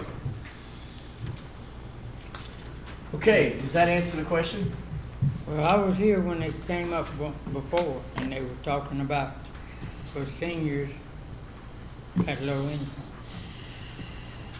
middle to low income. But the way I get it now is that it's gonna be, it might go to any low income. You don't wanna open that. The parking lot waiver is, if the motion passes, can you explain, Gary? I mean, Am I thinking right about this? Well, yeah, and that's why we're trying to tie it to the public trust, because ultimately, if we grant a waiver to a development, we can't say the waiver's only good if you do this with it, is my understanding. So basically, we've granted a waiver for an apartment complex to eliminate the number of parking spots.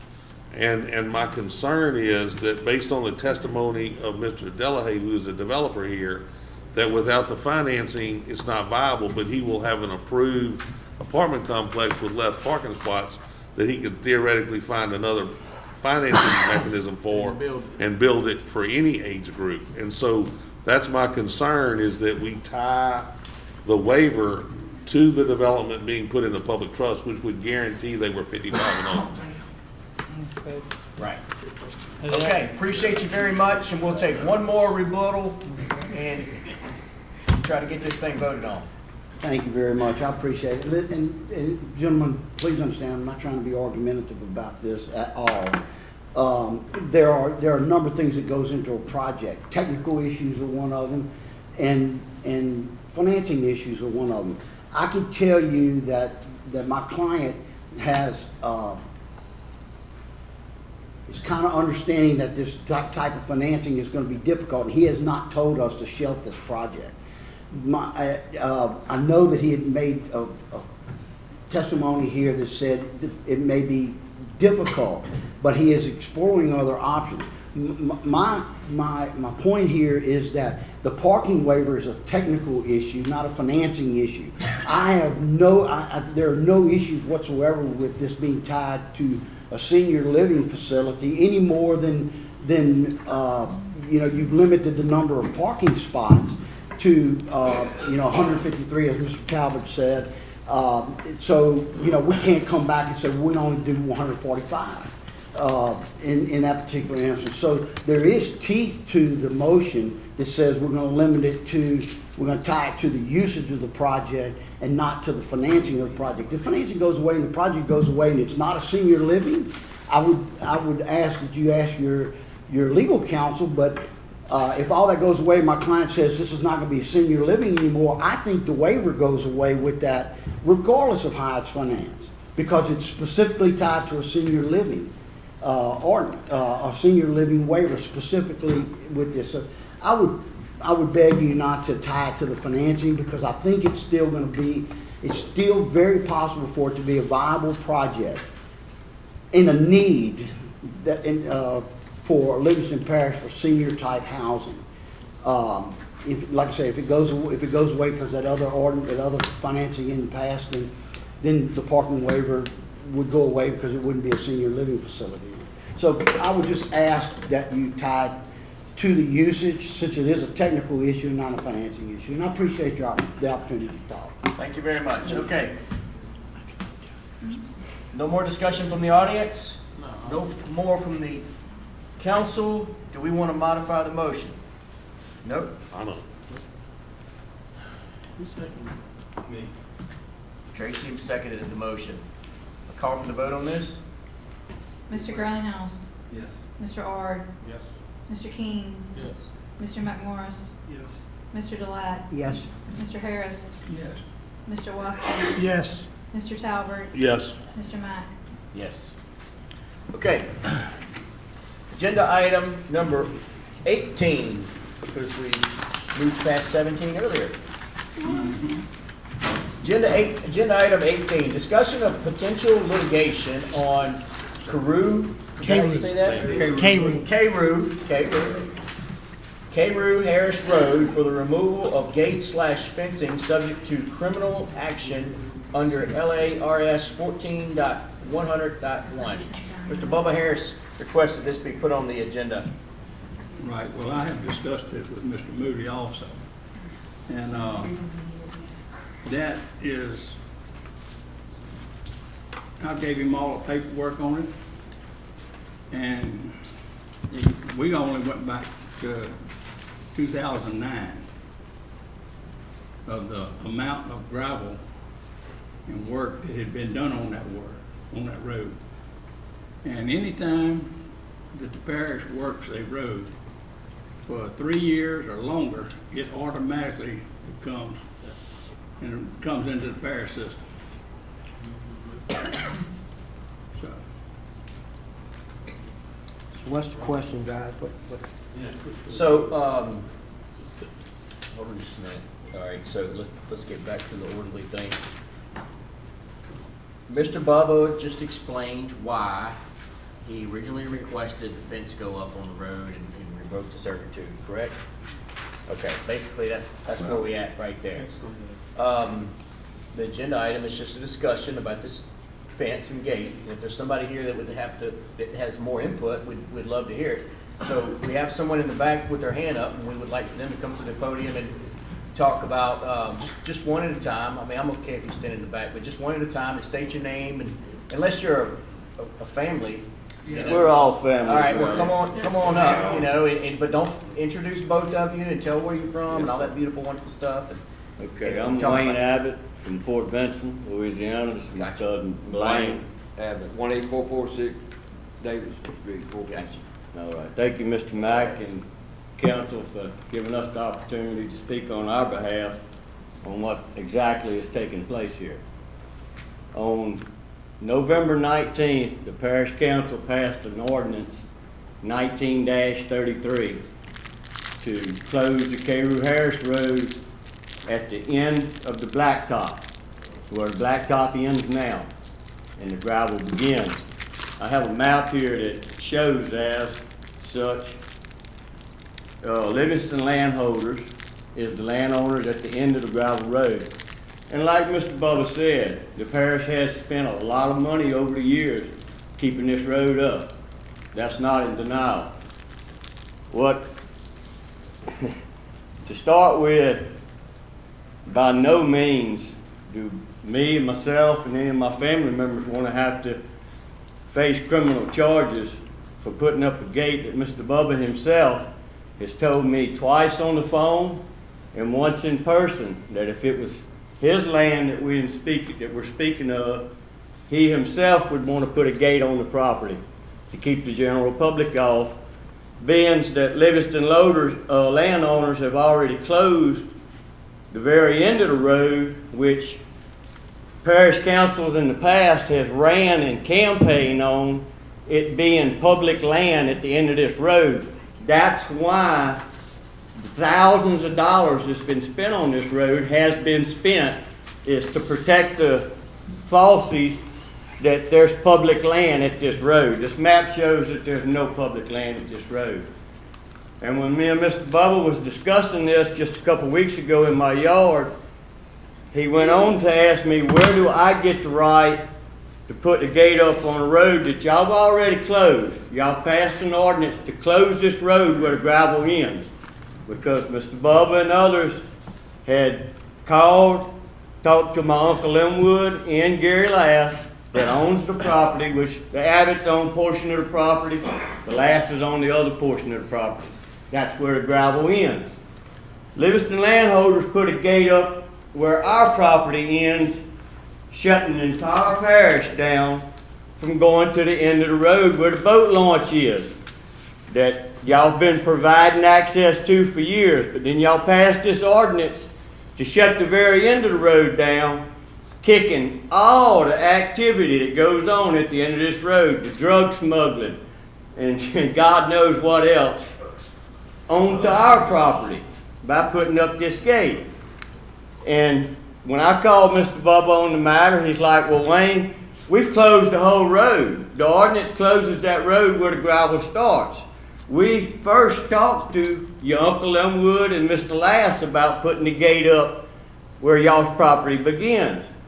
Why didn't y'all do that? Well, we didn't do that because Livingston landholders had already put a gate up before we was even aware that the ordinance had been passed. They put up a gate. That's when we become aware of it. So we put up a gate to protect our interests, as he has informed us that we probably should do. And now I'm here defending myself for perhaps criminal charges for putting up a gate. I called the assessor's office. I talked to Miss Angie. She read the ordinance to me. And at the end of reading the ordinance, I said, so basically what you're telling me is y'all suspended duties on activity on this road, the parish has. She said, where the gravel starts, Mr. Abbott, that's what I'm reading. So we acted upon it. If the parish don't own the road, why don't we have the right to protect our property, just like the people at the end of the road has a right to put up a gate and protect their property? And that's all this is about. If y'all want to take the two gates down, allowing the parish to go back to the end of the road, we're all for that. But just allowing the people at the end of the property to protect their interests and not allowing us to do the same is just completely unfair. Not to mention, me and my brother yesterday had the fortune to go bass fishing. We went to Tick Fall. On our way back, I got to go now and get the front end alignment fixed on my truck. That's on the Gum Swamp Road and the Hood Road going home. Nobody can disagree with that. Now we're going to spend parish monies to keep up a gravel road plumb across the parish that it serves no one but a hunting club. That is it. It's gonna create a dump on our property because the people that has access to, I'm Yeah, sorry. he told us his name. Maybe you already told him, my bad, I'm sorry. I just wanted to make sure we got it on record. It's part of the things we're required to do, you know, that we got. But basically, it's gonna create a dump and a turnaround on our property. It serves no purpose. If there's gonna be a gate there, why not put it at the beginning of our property? There's no homes back there. The land is owned by our family and the Livingston landholders. So, just like he said, all it does is serve the hunting club, and it's gonna create a turnaround and a dump on our property, is all it's gonna do. So it either needs to be moved to the beginning of the property or. And no disrespect or done away with. to Mr. Either Bubba. one. Or at least we could have been approached by the council Yeah, beforehand. and then yesterday, Tuesday, I talked to the attorney for Livingston Holders to ask him why wasn't we approached? Why wasn't we brought in on the opportunity to protect our interests like y'all got? And he said, Mr. Abbott, we own the road. Well, I beg to differ. This map shows that the road ends on Abbott property and then breaks down into a maze of logging roads from our property onto theirs. And this is from the clerk of court's office. Mr. Bubba, 2 weeks ago, told me, Wayne, we don't see nothing in Livingston Parish with y'all's names on it. Well, my grandmother's name's on this plot of land twice. So we do own the piece of property. It's a question. Is there anybody from the council that would like to speak on this subject matter? Go ahead, Gerald. Go ahead, Gerald. So I'm asking a question. If we end at the road, at the Yes, gravel, so if you look here, it says road closed to the public. Yes, sir. This is a landowner before you. No, the sir, last. that's before you past and the us. last. Okay? This sign here is at Miss Barbara Harris's odds. Yeah, that land, that sign is at Miss Barbara's, At where the the gravel gravel. road At the starts. gravel. Where the gravel So, starts, at we're Gary gonna Lass's pass the property. ordinance to close this road where the gate is for the parish right now, or the hunt club. The Livingston landholders has put Passed a, an ordinance to close it. The road has been, maintained by the parish. again, why? Well, let's not get out of order here. So Yes, Mr. I'm Bubba's sorry, talking. I'm Go sorry, ahead, Mr. I'm Bubba. sorry. Well, I went to the DPW, and I've got all the records right there about how much material was used. Now, do y'all Oh, want to pay all that back? Mr. Bubba, I'm not denying none of That's what you that. gotta My say. question is, why? Why is the parish providing all these fundings for this road been done that goes forever. to 3 pieces of private land? It does nothing for the parish, for the people in this parish. Why do they need access to people's private property? Our point is just that we're fine with the gate, but why not put it at the beginning of our property? 'Cause Well, and I'm gonna tell you it's only why. gonna Because- create a dump and a turnaround on our property. The attorney for Livingston Holdings said he didn't want it up at the front because the people would lock him out of his property. Well, see, that's not Just so. like We it have is to right show. now. So let's get in orderly fashion here. Yes, Let's sir. let Well, everybody get their turn. The Okay. gentleman with the blue jean button-up shirt would like to speak. Go ahead and state your name and all that good. There's no stuff. boat launch. Why would y'all continue to put rocks Don't- on don't something forget that to serve state the your public? name. This is for Livingston. Don't forget to state your name. My name's and address, Johnny Abbott from Port Vincent, Highway 16. And just kind of address the whole council. 19600. Kind of address the whole council. I'm just trying to understand with all the things that goes on in Louisiana, especially Livingston Parish, why are we putting rocks for somebody to drive their dogs to the woods? Walk. That's how you get there, and it's better for the exercise anyway. But it's wrong what you're doing. You're not telling these people the truth. Yeah, y'all be taking care of this All right, road. hold on here, hold on here. It's our Let's not private accuse road. nobody of not telling the It's our truth. private road. Why? Okay. If I was to build me something, Mack, I'd love to have the parish come in there and keep it up, but we know that's not gonna happen. This is just for hunting. This is for hunting clubs. Evan Abbott. Okay, hold on. Okay, we have another gentleman that would like to raise his hand and ask a question. Go ahead. Name's Evan Abbott, 19600 Highway 16, Port Vincent. Mr. Bubba, you saying that the attorney said that he'd be locked out of his property, he wouldn't have access to the property? That's not true, sir. He can access that property off 4H Cub Road with no problem. They own all that. They do have They have road frontage property that they can access off 4H Cub Road. They have no reason to come through there.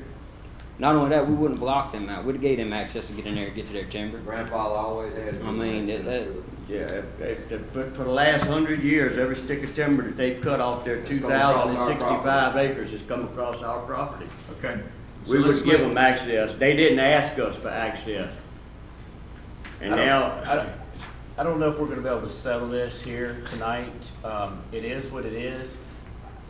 I think that, go ahead, Mr. Randy, I didn't want to cut you off. Just a suggestion, I was public works director when we was maintaining it, so I know the parish get on it. If we're gonna close it, why don't we just do a quick claim and let the landowners have their property back? thank you so very Okay, much. good. That's the simple But if we do solution to that, everything. we're gonna have the same problem we got now with the gate still going across. Mr. Bo, Hold on. we're not Hold on. denying no landowners Hold on. access. Hold on. Well, let me say Hold this on. much, Go ahead, Mr. Bubba. not the landowner. But you made a statement to me and a lot of other people. Yes, that you didn't care who went through that gate, as long as they wasn't a hunting club member. Well, why is the parish providing a hunting club Hold on member a with a minute. road? Hold on a minute. With Hold on a minute. thousands of I'm dollars just spent saying, on you the made a road? statement. I didn't know anything about it. Hold on a minute now. They still have access. What we need to do Besides is that. we need to address the whole council, okay? Gary, do you have something that you'd like to add to this? Yes, I would. When we passed 1933, I didn't realize the impact that it would actually have in Watson. You know what I'm talking about? People from Watson who access the river down, wait a second, down that road. You know what I'm talking about? And now we've put up one gate and we cause another problem. Chris, what's the possibility of undoing 1933 and giving the public access to the river again down that road? Well, that's gonna be difficult now, you're giving it up. Well, Matt, may I ask a I question? can answer let's some let of these him answer. gentlemen's questions, and I can explain the predicament. You know, whether you like it or not, and whether it was appropriate or not, this road was maintained with public funds, it becomes a public road. And for a long while, apparently, it wasn't just to service the hunting club, but to access a public boat launch. So that was a public purpose. Now, just because it stopped serving a public purpose doesn't stop making it a public road. So here's the problem with, I mean, the council could abandon the other section to give you what you choose. But to do that deprives this property owner of his access. Now, understand he has access another way, but he has access now to a public road. So we can't, I don't think we could do that without facing some litigation from him, because we're depriving him of his access for a public road. So there may be some compromise if the council will allow us to meet with these landowners and the Livingston Holdings people to see if they can work out a deal to allow them to have a private servitude across your property for the purpose of gaining access to their property. Right, the landowner. If they would accept that. Now, if they want to use it, if they want to have that access for future development, I don't even know if it's developable property, if it's just timber or swamp, I don't know. But if that was part of their agenda, they may not agree. But that's something we ought to explore before, because there's no way to solve this tonight. Well, I agree with that. No, But if the council wants to stand where they are and to take this gate down, it's going to take some litigation to do that, because the sheriff is not going to take our word for it that it's a public road. I think once we go to court, we'll be able to prove that it has been maintained for 3 years, because we don't have a deed to it or a dedication. It didn't come in a formal way. So if it didn't come in a formal way, it came in tacitly or by an implied dedication, we have to get court approval for that. So if you want to, and I don't suggest you take this action tonight until we explore compromise, but if you want to maintain the status quo, we need to authorize me to institute litigation to get a declaratory judgment that it's a public road and ask the court to have them take the gate down. I'm not suggesting that's what you do. That's what we would have to do if that's the route you decide to take. I think that's what we should do, and is settle it once and for all. Now, can I ask a question? What was the previous recommendation? Wasn't there a previous recommendation to meet and kind of communicate? Yeah, I think we ought to and see if there explore wasn't a better way compromise if before we go to court over this? Livingston Holdings would simply take a private servitude across your property, so they could access it for their purposes, but not to develop it or have public Right, access. right. So we'd have a combination, they And could by all have a means, we gate have that full they could get. intentions of giving the landowners. Okay, so right away. I would like to ask Bubba Harris how he feels about that situation. Well, the way I see it, if it's private or public, if it's private, that's gonna give them a right to put a gate up there. Yeah, So you it- still have the same problem. Well, then, if we do this and we can strike a compromise with Livingston Holdings, you just abandon the next section up, and it does become a private road, subject to a servitude allowing that landowner access, but not the public. See what I'm saying? I think we should go ahead and take it to court and let the courts decide what's what on it. If they win, that's fine. If they don't, well, then we're gonna take the gate down. Bub, Gary's got something to say, and we're gonna get Mr. Gerald. I mean, I've received calls about, like I told you, I received calls after we did 1933. I received calls that this is on the agenda. I think and I understand these gentlemen's problem. The people I've received calls from, since this agenda item came out, are from people who lease land and hunt. And their concern is that if we leave gate number 2 up, which is the gate that was installed, that they're not gonna have access to the hunting land. So I think if we enter into the negotiation between, the current landowner, I think that we've already eliminated one group of sportsmen from gaining access to the river. I would hate to, eliminate another group of sportsmen from gaining access to their hunting lease. They So would that, have to agree. That ship has sailed. You. well, I understand what we did but what I don't want to do is, I made a mistake. I voted in favor of it, and I'm not realizing that we eliminated a public boat launch. There's no retracting that. There's no undoing that. But what I don't want to do is make another mistake and cut another group of sportsmen off access to land. That's all I'm Okay, doing. so a couple more comments here.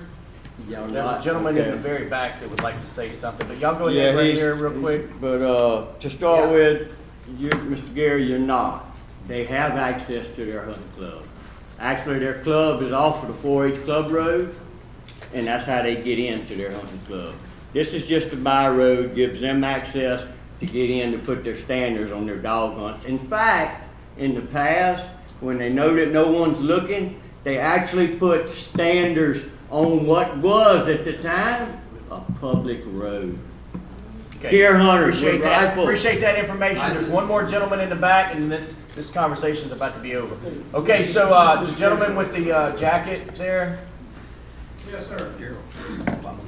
Thank you, Mr. Chairman. Thank you, council members. My name's Cody Settertall. I live at 21817 Montrose East, Denham Springs, Louisiana.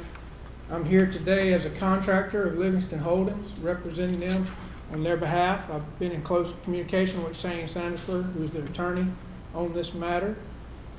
We just want to make sure we express our desire to have this illegal gate removed immediately. Currently, it's blocking access to our property. They are not allowing us any right of way to our property. The gate was installed on or about February I the would 9th. like to say something real quick. Stop. Just say we're gonna let you. Hey, hold on. You need to go back to the back and sit down in the back, and the rest of the Abbott family needs to go on back to the back. Pretty please. Thank you, Mr. Chairman. Yeah. Good job. Yeah. Okay, so go ahead. The gate was installed on or about February the 9th on a public road right-of-way. We've all heard about the ordinance that was passed in communication with Livingston Holdings as to where the original gate would be, therefore where the road would go private. And it's not where that initial sign is. It's further on down the road. I actually took the measurements and made sure that it was well onto our property, Livingston Holdings property, in order to maintain public access to the property, which was a request of the landowner, if I'm not mistaken. All right? So since February the 9th, we've been denied access for 19 days and counting to our property. Not only us as landowners, but our hunting club members as well, who are all paying membership dues to be a part of that and participate in those clubs. They are correct. Our property does come from 4-H Club Road. However, it's very unimproved roads, four-wheeler trails at best. And you're looking at probably over 1.5 miles to get from that point to this point. So for years, we've had public access to our property. That's what Livingston Holdings wanted to maintain throughout this process. We've made no secret of that.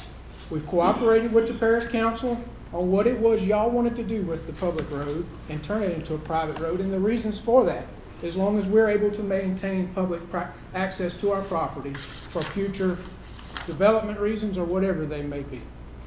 Now you can see why we wanted to maintain an access right-of-way to our property, because currently we are being denied that. And that will continue, as a matter of fact, regardless of what they'll tell you here today. So I would urge you to, as a council, to take all steps necessary to remove the gate as soon as possible and restore access to our property and restore the impediment to a public road right-of-way. It's a liability what's there, especially when people don't know it's there. There's not a lot of signage on it, and the road's not supposed to be closed right there. That's all I have to say. Appreciate that input. We're gonna take one more comment from Mr. Gerald McMorris, and then we're gonna Sir. make a decision. Go ahead, Mr. Gerald. So the sign was moved from where the parish put the sign up? No, so there's a sign that says the road is closed to the public at the end of the blacktop, but the actual ordinance does not go into effect until you get to where the first gate is up. So there's landowners between you and that front gate, 2 more landowners. That's at the gravel road at the blacktop, at this barber's, okay, just hear me out. So what we're trying to do here, make sure we vote on the right thing, we wanna make sure, I went down there and looked.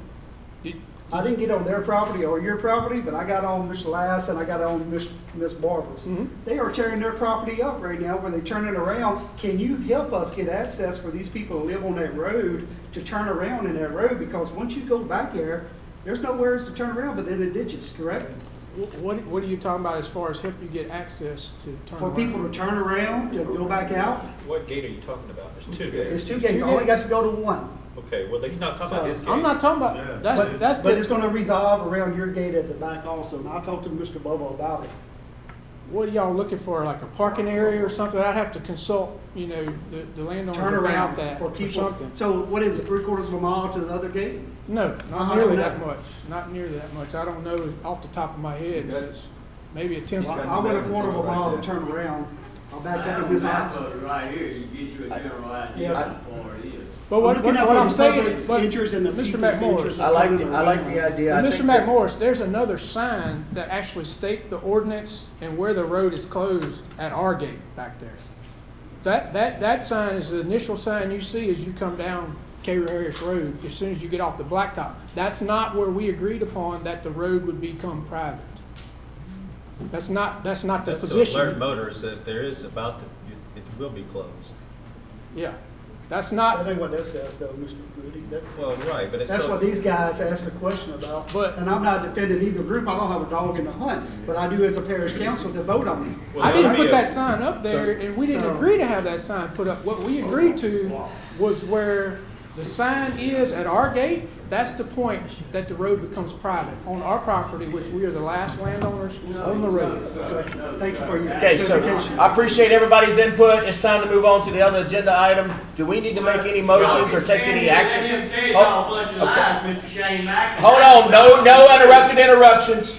I gave you the opportunity to speak. Wasn't we asked to amend it Oh. get this Oh. settled out? Hold on. Knows, 'cause they planted it that way. Okay. They're wanting to take it off of them. Hold on. Put it on us, Mr. Back, and it's nothing, no. Y'all, please respect. We're doing the best we can here. Resolve this. They don't own them. Gotcha. Y'all go ahead. It's not owned something. Go ahead. It belongs to the landowner.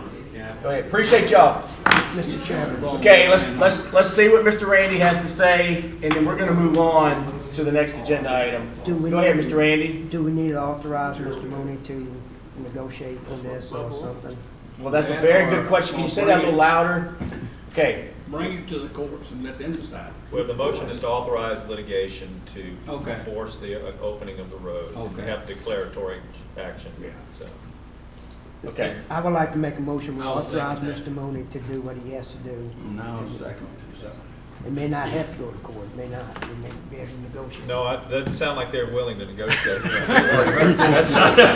Okay. So there's a motion on the floor by Randy Delat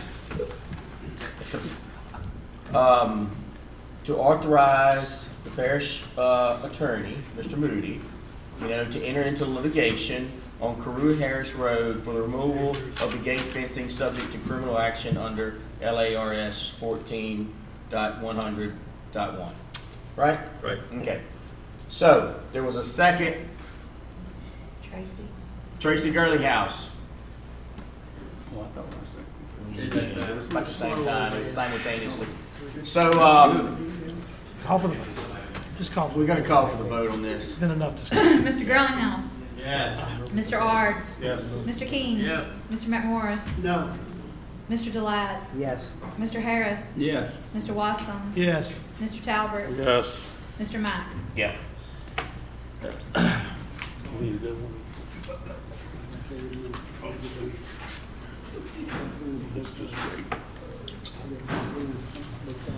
All right. So, agenda item number 19. This is an addition of roads for the consideration to the capital outlay priority road list. Mr. Bubba Harris has got 19A he would like to add to that list. I'm terrible at pronouncing road names. Mr. Bubba, you want to give that? Genry Drive. Genry Drive. John. Never mind. And Depends then, on what part of now let's Parish get back into, Oh, sorry. They can. Okay, so, and then Mr. Gerald McMorris, wants to add one. He may want to actually, name the road himself. Go ahead and say. It's, That's gonna be, Cypress Point Lane. You can't put the road you live on. Cypress Lane, Fritz Yes, you Selman, can. I Louisiana. live in Prue. Cypress Point or Cypress Lane? Cypress Point. Okay. I think. I'm pretty sure. You don't even have to abstain. Just like Cypress Point. Okay. All right. So is there a motion on the floor? We could probably catch both of these at the same time to add them to the list. So is there a motion on the floor that we add these two roads to the priority list? Randy Delat. Tracy Girlinghouse seconds it. Any discussion from the audience? All in favor? Aye. Any opposed? Good call. Agenda item number 20. This is to adopt a resolution to allow 2 additional board members to the Livingston Parish Convention and Visitors Bureau, increasing the members from 7 to 9, thus allowing 1 representative in each council district and requesting legislative representation to amend state law. And it states the statute there, and this was asked to be put on the agenda by Gary Talbert and Scooter King. Is there any discussion from the audience? Do y'all want to kind of explain this a little bit? I think everybody's already in favor. We did this last meeting. Yeah, this is just a technical deal to do this resolution, to ask the legislature to move forward. I talked to Representative Mincy about it. He has, the pre-filing date finishes tomorrow at noon. He's not gonna get this pre-filed. He has 5 bills he can file late. He has already got one of those allocated. So as we approach the deadline for the filing date, if Mr. Mincy has a bill available, he's gonna he'll file this for us. If he doesn't, we will then contact another Livingston Parish representative or senator to address this for us. But we still need the resolution asking the legislature to move the members from 7 to 9 and give each councilman an appointment within their district. So I'd like to make that motion. I'll second it. I told you that's what I do. We got a motion to adopt this resolution. We got by Gary Talbert, second by Scooter King. Any discussion from the audience on this particular agenda item? All in favor? Aye. Any opposed? Okay, agenda item number 21.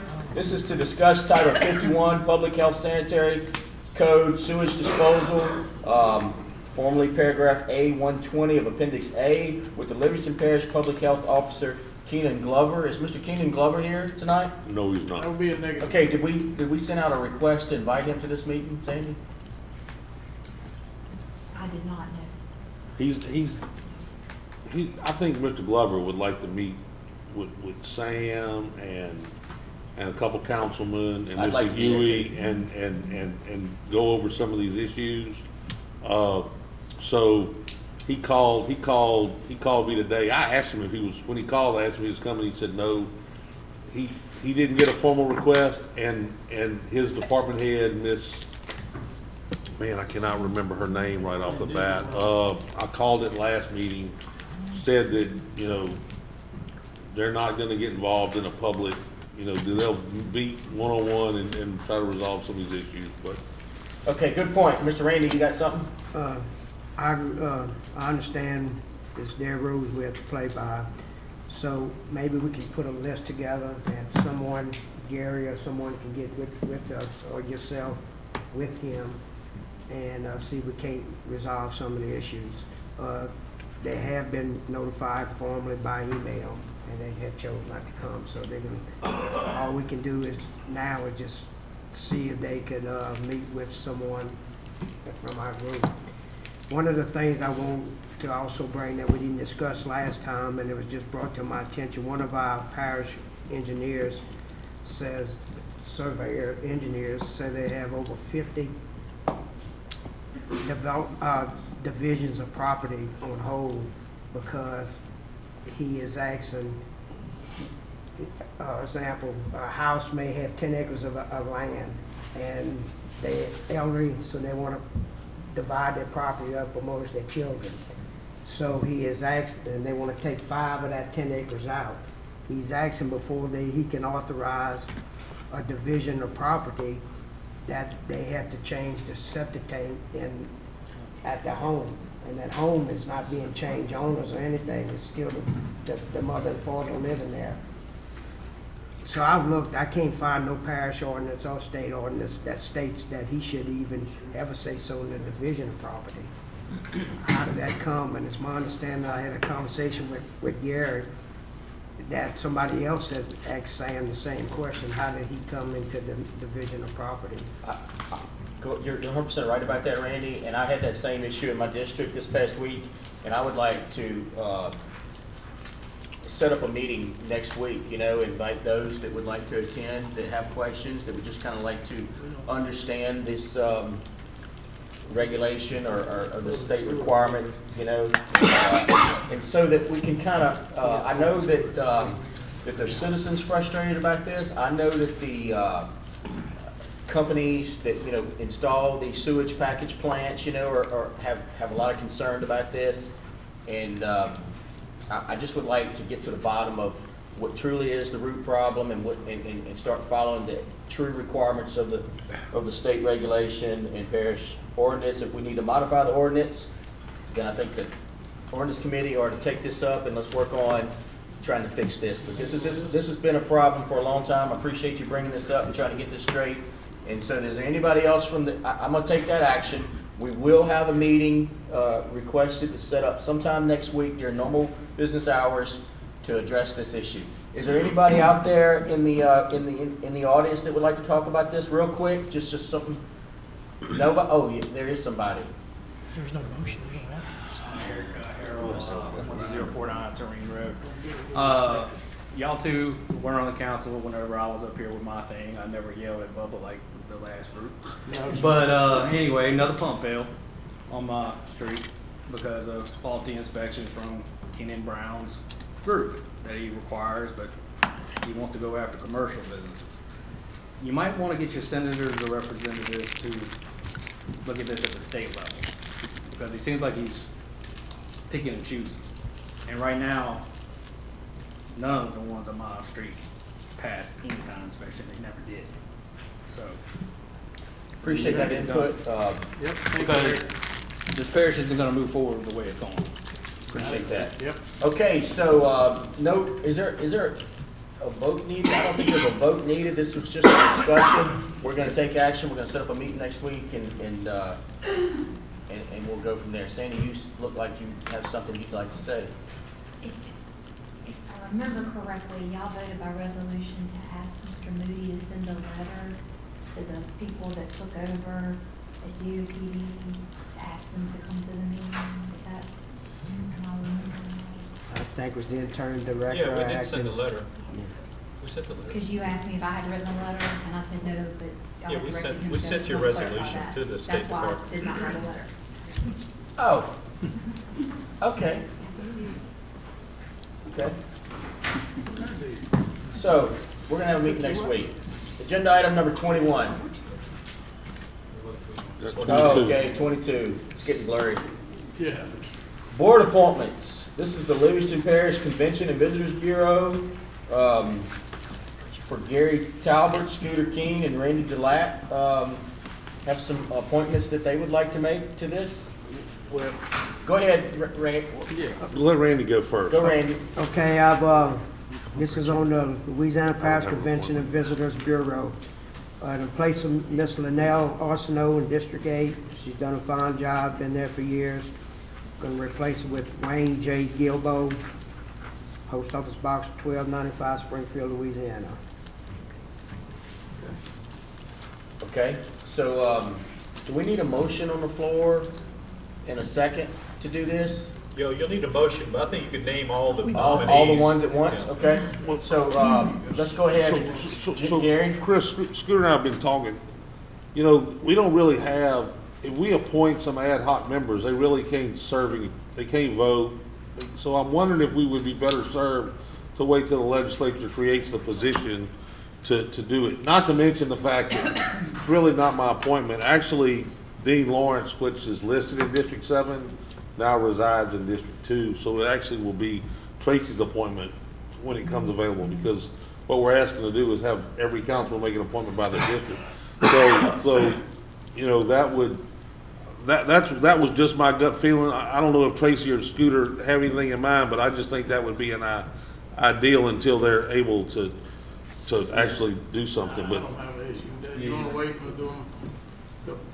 Because what- Is there, if it gets filed, how long after that? I mean, it just gotta go through the process. They just- Local bills usually just walk through without any problem, and then they get signed by the governor.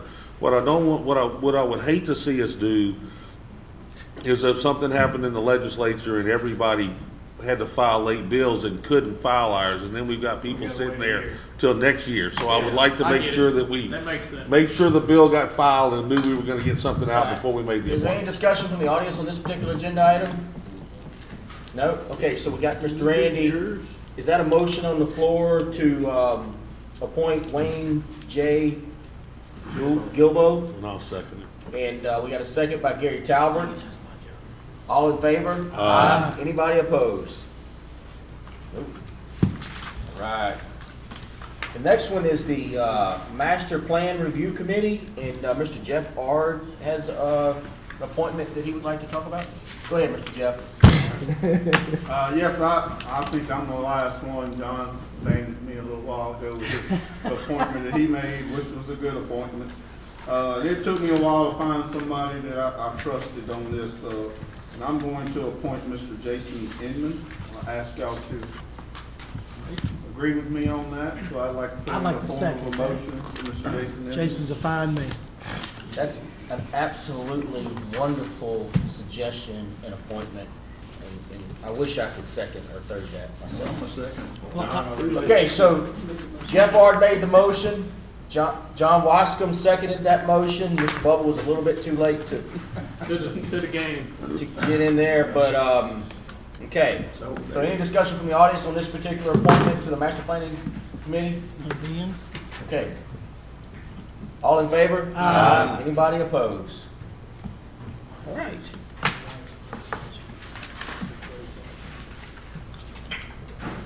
Agenda item number 23. This is a resolution to request the Attorney General for an opinion on the matter with regard to the legality of the Capital Area Finance Authority determining the annual payment in lieu of taxes on behalf of the Livingston Parish or the Parish of Livingston taxing authority entities, which are located inside the boundaries of Livingston, of the Parish of Livingston, for the CAFA pilot, for Juban Interchange Partners, for LLC and its development. Morningside at Juban Lakes, whereby affecting the infrastructure and education resources of the parish without a vote of the citizens of this area. Mr. Gary Talbert requested that this be put on the agenda, and I would like to ask if he had just some brief words that he would like to say about this. Well, look, what day was that, Scooter? What day did, the 17th, 18th? Oh, Wednesday. You mean when we went? Wednesday, The third. the 12th, the 12th Yeah, of, Friday was the 14th. 12th of February, I went and testified before the EBR Metro Council and request on this, and there was a deferral of 30 days. And the Livingston delegation is gonna have a bill filed tomorrow before noon to ask to revisit CAFA and have a concurrence between the school board and the parish council and the sheriff, similar to how the ITEP is written or was written before maybe the rules got changed again, so that they cannot unilaterally do this in our parish. Hopefully that'll be enough to get a deferral. I would like to ask the Attorney General to weigh in to see if he thinks it's legal. Mr. Moody is somewhat skeptical of whether the Attorney General will step into something between two parishes. However, it's really not between two parishes. There are 9 parishes affected by this. I talked to someone from West Baton Rouge at a baseball game the other night, and they're watching what comes of this. And I have a feeling some of the other parishes within, that 9 parish region have some concerns, because all of them could stand to lose sales tax and property tax revenues if this thing goes forward. This is the first one. So while we're waiting on EBR to make a decision, and while we're waiting for the legislature to go through their process, I would like to at the same time ask the Attorney General to weigh in and see if he has an opinion one way or the other as to the legality of EBR, basically abating taxes for Livingston Parish, since none of those 12 council members are elected by the residents of Livingston Parish. So that's all I'm asking for, a resolution from this council to ask Mr. Moody to move forward with, requesting from our Attorney General, an opinion on that. Mr. Chairman, I second. Yes, sir, go ahead, Mr. Randy. I second Mr. Garrett. Okay, so we got a motion on the floor from Mr. Moody, our parish attorney representative, to request an Attorney General's opinion on this particular subject matter. And we got a second by Mr. Randy Gillette. A quick question.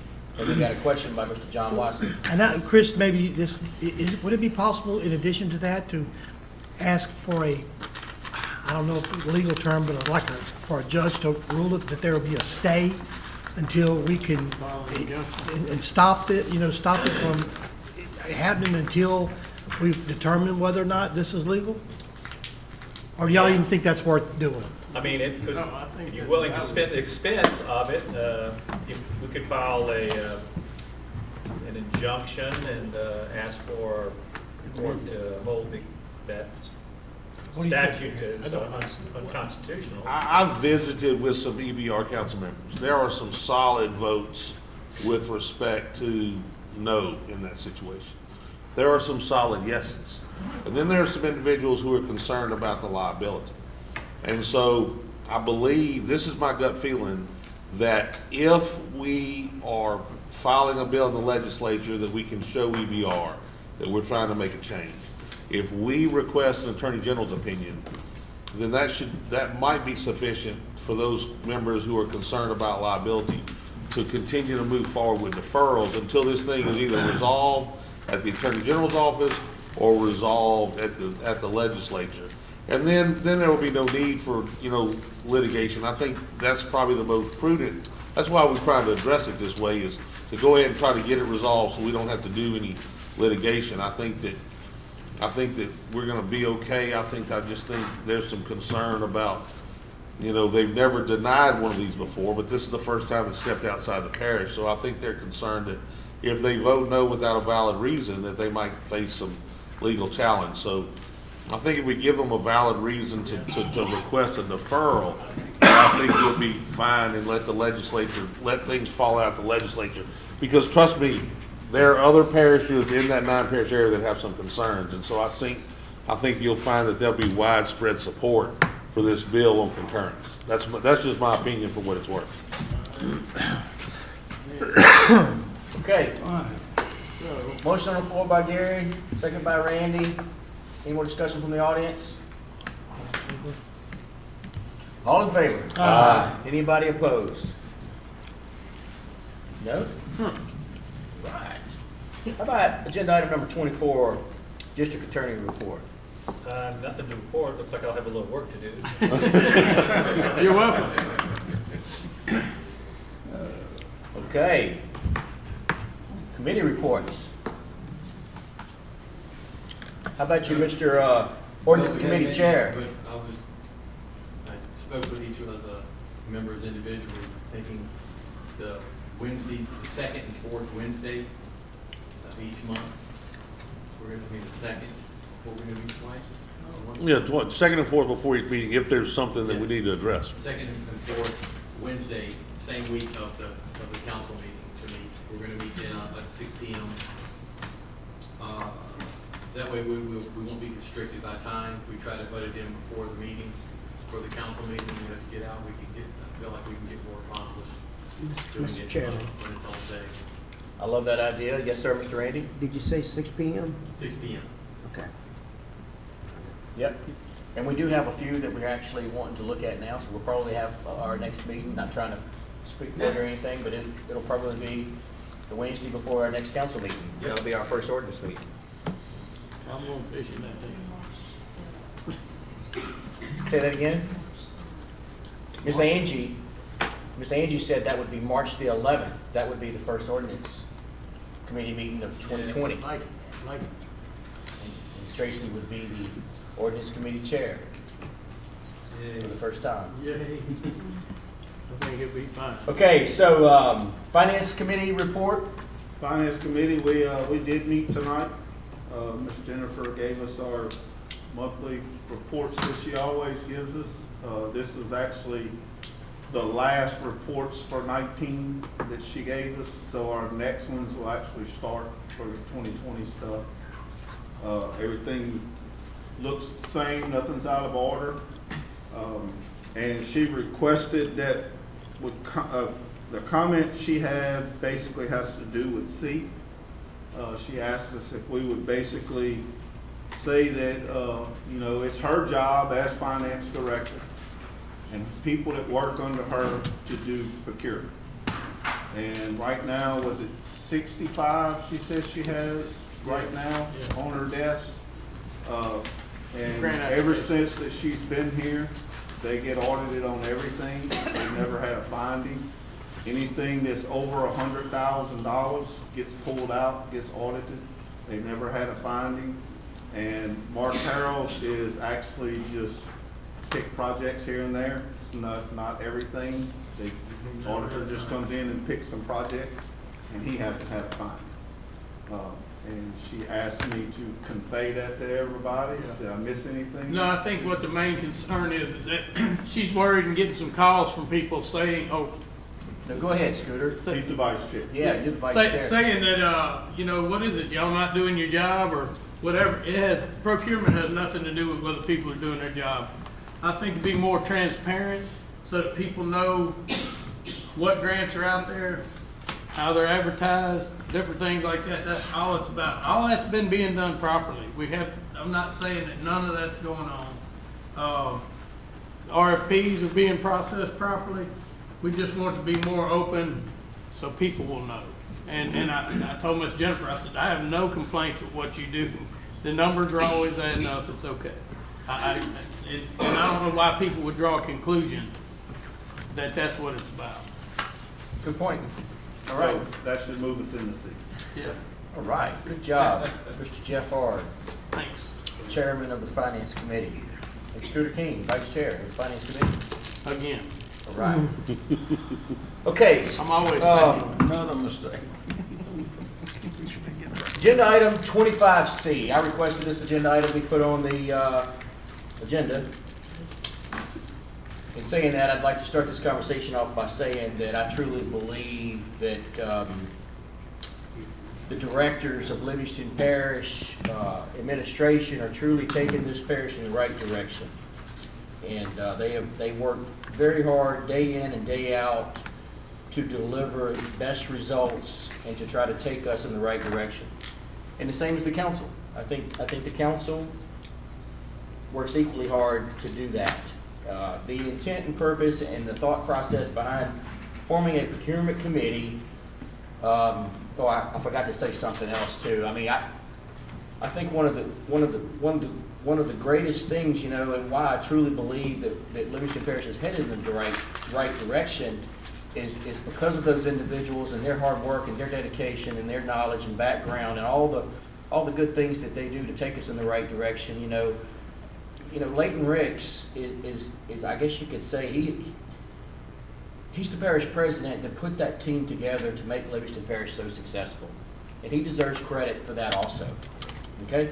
So in saying that, I would like to say I put this on the agenda, and the thought process, the intent, the whole purpose was not in any way, shape, or form to insinuate in any way, shape, or form that any business being handled by the current administration was not being handled correctly.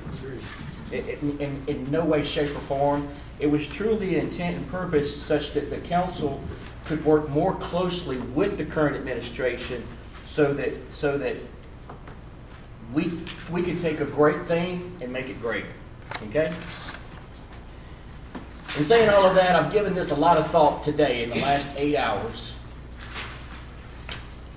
And at this time, I so choose to move this from the agenda because I feel like I have that right because I was the one that actually requested to put this on the agenda. So if you would like to talk about this again in the future, we can so do that. Okay? And we can put this back on here, and if the leaders of this parish and the council agree that this would be best for Livingston Parish to go that direction, we'll agree to do that, you know. But right now, at this time, I just don't feel like that's what we need to do. And it's just as simple as that, and I truly mean what I say, you know. And so that being said, motion to adjourn. Well, let's talk about this. You know, we got a few things we need to talk about. I would like to make a quick comment on that. You know, I got a lot of calls today asking me to support this, not to support this, both sides. I got on the phone. I called 3 surrounding parishes. I talked to one parish president, and I talked to a councilman from each of the other parishes. None of them have a procurement committee, and none of them think it's a good idea. They've all of them told me it's going to slow down progress. You're going to have people that's in need that's going to have to wait for another committee to look at something that one we pay for already looks at. So that was the vibe that I got from 3 different parishes. I talked to West Baton Rouge, Ascension, and Tangipahoa. And that was what I got back, and you know, they just basically all said you pay someone to do that. And if they're not doing their job, hire somebody else. Good point, Brandy Gillette. You got something to add? I want to add to what Jeff said, Mr. Ort said. I basically feel like there could be some improvements made in what we got going on now. I'm not saying everything's perfect, and I think it starts with communication. And if that's an agenda item we have to put on, maybe so. I don't know. But there's a lot of questions I get asked that I don't have answers for. And it's easy to pick up the phone and call Mark or call Parish President Ricks, but sometimes they're not available when you ask that question. If they have the information, we should have the information too. Okay. That may be. No, you go. That may be what the key is. A little bit more communication instead of forming a new thing. Let's see if we can get together. Not trying to run the parish. That's not our job. No, at all. We would like to be more involved and know more, so when people do call, we don't seem like we're ignorant, you know, of the fact of what's going on.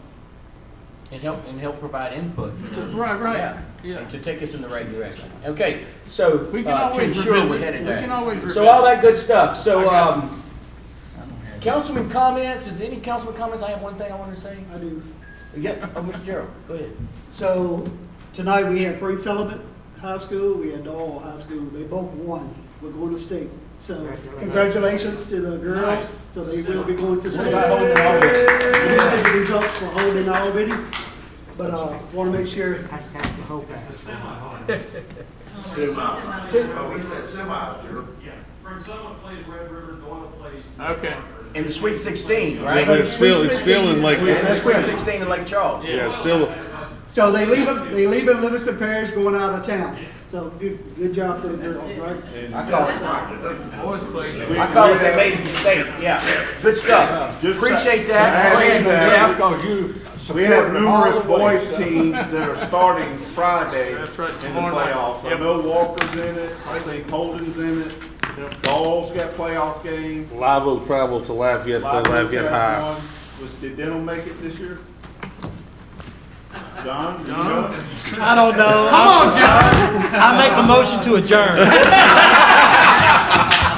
All right, y'all have a good weekend. Y'all go out there, enjoy yourself. Is there, there was a motion on the floor. Is there a I'll second second? it. Second by Scooter King. That's what All I in do. favor? Aye. Any opposed?